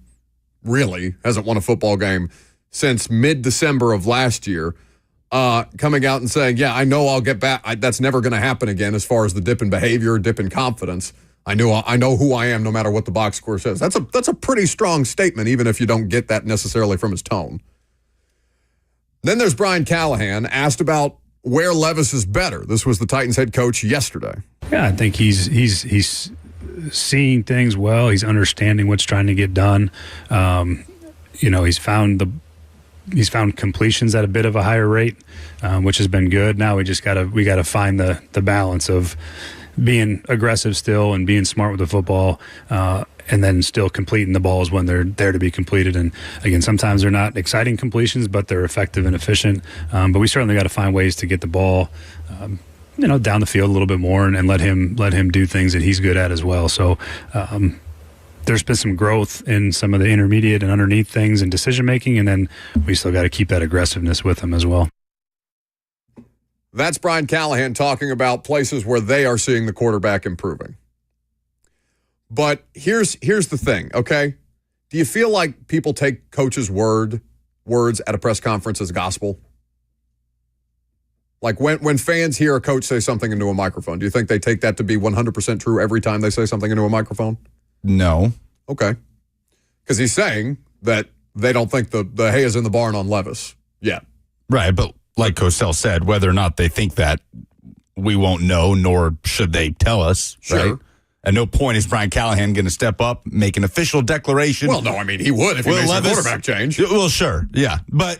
But then he would still step up and say, we just think Will needs to take a step back. We still believe in Will. We just want to, No, it would not be we still believe in Will. It would be we think Mason gives us the best chance to win football games, so Mason Rudolph is going to be our quarterback moving forward. It's the same thing. I don't know how he would phrase it. Vrabel said about Levis when they benched Tannehill. Sure. Right? But, Vrabel also very, very different. Vrabel wasn't willing to give Levis anything. Vrabel wouldn't even give Levis the backup job, right? He wouldn't even tell us if Levis was the backup. It took Ryan Tannehill getting hurt and then Malik Willis looking like he couldn't handle anything. And the Atlanta game and in the Houston Oilers uniform, so the owner is looking at Mike and being like, hey, Mike, what do you think? It took a lot for Vrabel just to even put Levis in there. What if that was the right approach the whole time?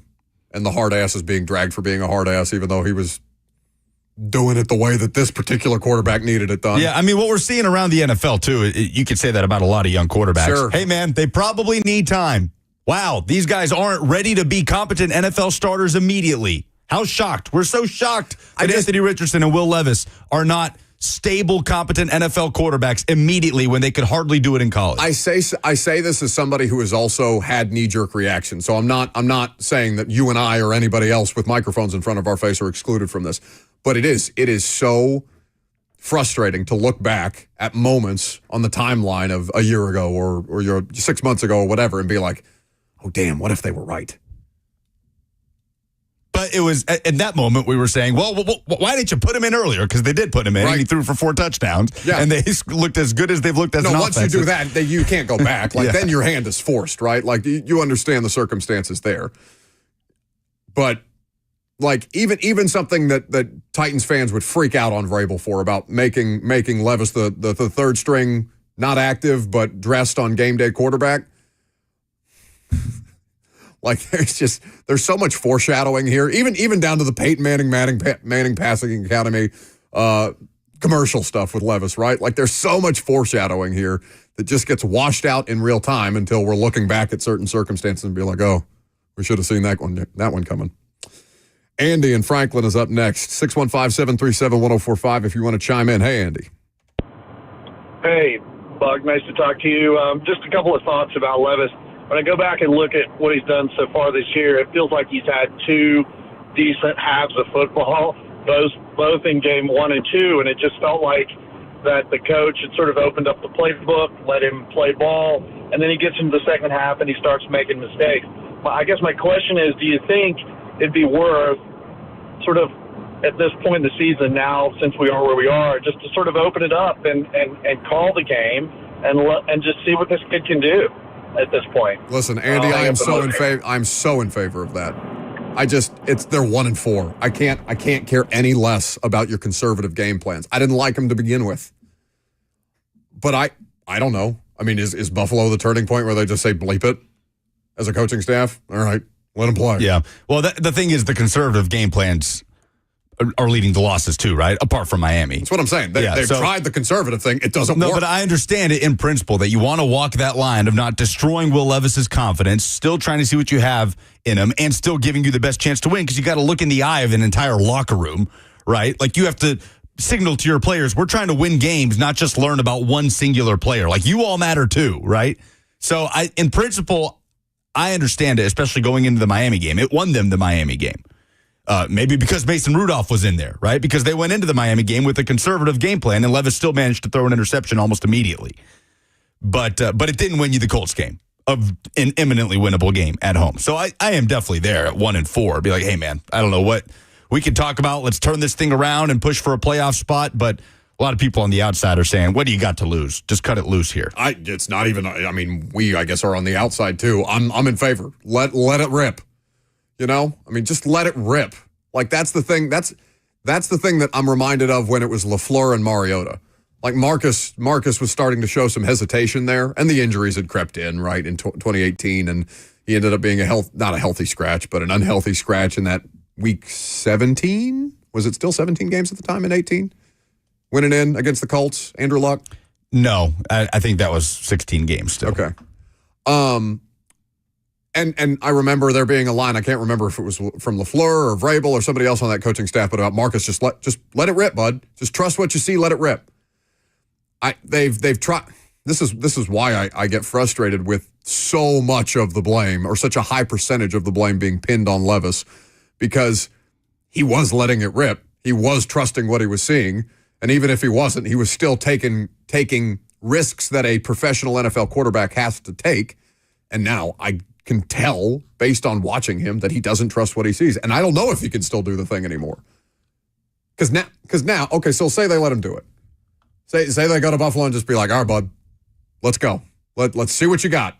Show us the arm talent. Let's see what you got. Let's push the ball down the field.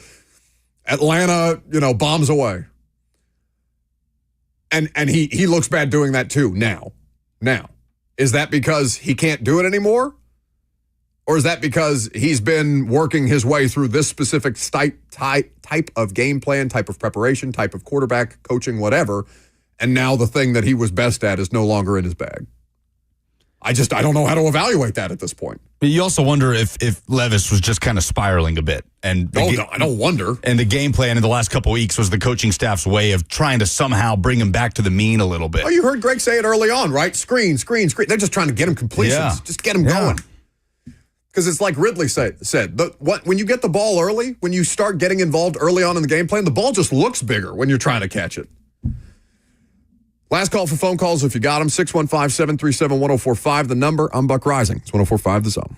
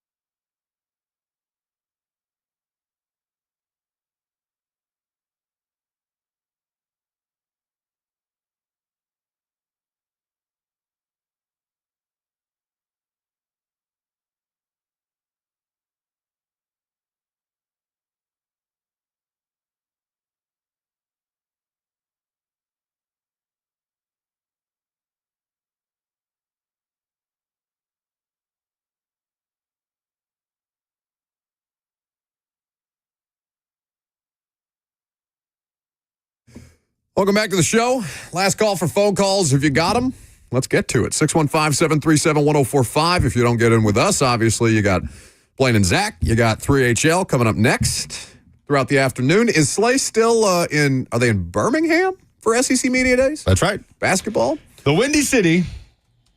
That's not the Windy City. I'm pretty sure that's what they call it. I grew up there. I think I know. Where's the wind coming from? What? No, there's no wind. So what are you talking It's about? the Iron City or the Magic City. Magic City is the strip club in Atlanta. I know, but I promise you, they like the Alabama A&M and Alabama State classic traditional HBCU rivalry is called the Magic City Classic every year. I don't know why. It's played in Birmingham. I don't know why they get two names. Is it sponsored by the strip club? I don't think Famously, I tried to get us sponsored by Deja Vu, but we had the suits. The suits swooped in and shut it down. We can't get an under the table discount or something. You don't have to do it through them. You're like a influencer now. Can't you just be sponsored by Deja Vu? Just what to be am I going to sponsored do? by? Instagram reels from the strip club? Yeah. That would be That smart. sounds like a great idea. I'm sure Grace would really appreciate it. Well, okay, I'll do them. You know what? I don't want you to get in trouble. I'll go there. I'll I'll just content. justify it. Honey, it's paying for the dinner tomorrow that we're the lovely dinner that we're going to tomorrow. Don't worry about it. And I'm tipping all in ones. Yeah, Slay's in Birmingham very for good. SEC Media Days. College, nothing sneaks up. No sports season sneaks up on you more than college basketball season. That's not true. It's the thing that I sweat every year because I'm just preparing for a 4-month migraine. Really? It always blindsides me every year. I can't believe Tennessee is going to be playing basketball on the same court as Indiana this weekend. It's just, honestly, it makes, there's a resentment in me growing for the Titans because I'm going to miss Indiana at Tennessee. It's an exhibition game. I understand. It doesn't matter. But it is my favorite team. It is the team that I love the most, and it is the team that I am about to spend the next 4 months hating when they disappoint me. Hope they lose. They probably will. 615-737-1045. Let's go to Brett up next. Hey, Buck, just want to tell you that I agree with you 100%. That's enough. Cut this out. Get the hell out of here. Who the hell let this guy on the phone hopper? Shut up and let him speak. Yeah, but, hey, give me a chance. No, Buck, you're right. I think this guy has some real talent. I think, boy, if he can somehow rise above the stuff he's been put through, then more power to him. But I don't know, man. This may kind of bomb out, and it may not be his fault, or maybe he'll go somewhere else and have a shot of somebody that will realize his strengths and see if he can do it. But I think he's been mismanaged, and I love your guys' show. Adios. Thank you. I'm consistent on this point. Organizations fail players way more than players fail organizations. Okay, so how do organizations fail quarterbacks? For the most part, I hear that as putting them out there too early. Yep. They're just not ready. Yep. Right? Mm-hmm. And that's kind of the state that we're in. Like, teams are doing that. And they got their win on the rookie contract. They had You their got hand to forced. see what we got in the guy. How do you see what you got in the guy if you're going to ruin him by putting him out when he's not even close to ready? Right? It's so counterintuitive. And it's not just the Titans. No, Everybody. it's every organization. Every organization. Unless has you're the been through Packers, this. who seem to be the only ones who get this right every time, by the way. Well, the Colts have been in hell for the past couple, basically since Luck, but the Colts had a pretty seamless transition of power from, I know they had the weird Curtis Painter year in there, right, between Manning and Luck. Kevin O'Connell, the coach who said that, organizations fail the players more often than the other way around. What was he prepared to do this year? Start Sam Darnold over J.J. McCarthy. Now, he has Sam Darnold, who has been a competent starting quarterback this year. But, yeah, maybe we get back to that. JC is next. Hey, y'all can hear me? Yep. Hey, I guess I'm not saying anything different than what anyone else has said. I can't imagine a coach, offensive coach who has hundreds, if not thousands of plays, concepts in his mind, breaking down a defensive film, breaking down and distances and certain situations and saying, oh, I have a concept for this, but I'm afraid my quarterback's going to turn it over, so let's not rep it during practice. I just can't imagine that. And if you were saying that, then definitely that's not the guy that you would have out on the field if you're not going to rep those concepts during the week in preparation for the game. So training wheels or not, I just can't imagine that would be the conversation. So that's my take on it. It's not, JC, just quickly, again, I don't want to interrupt you in the middle of your point, but As he interrupts him in the middle of his point. But it's important context for him to know that it's not like they're not repping things in practice. Stop it. That's mean. 60 seconds on the clock, Buck. That's all we got. Let's do some polls.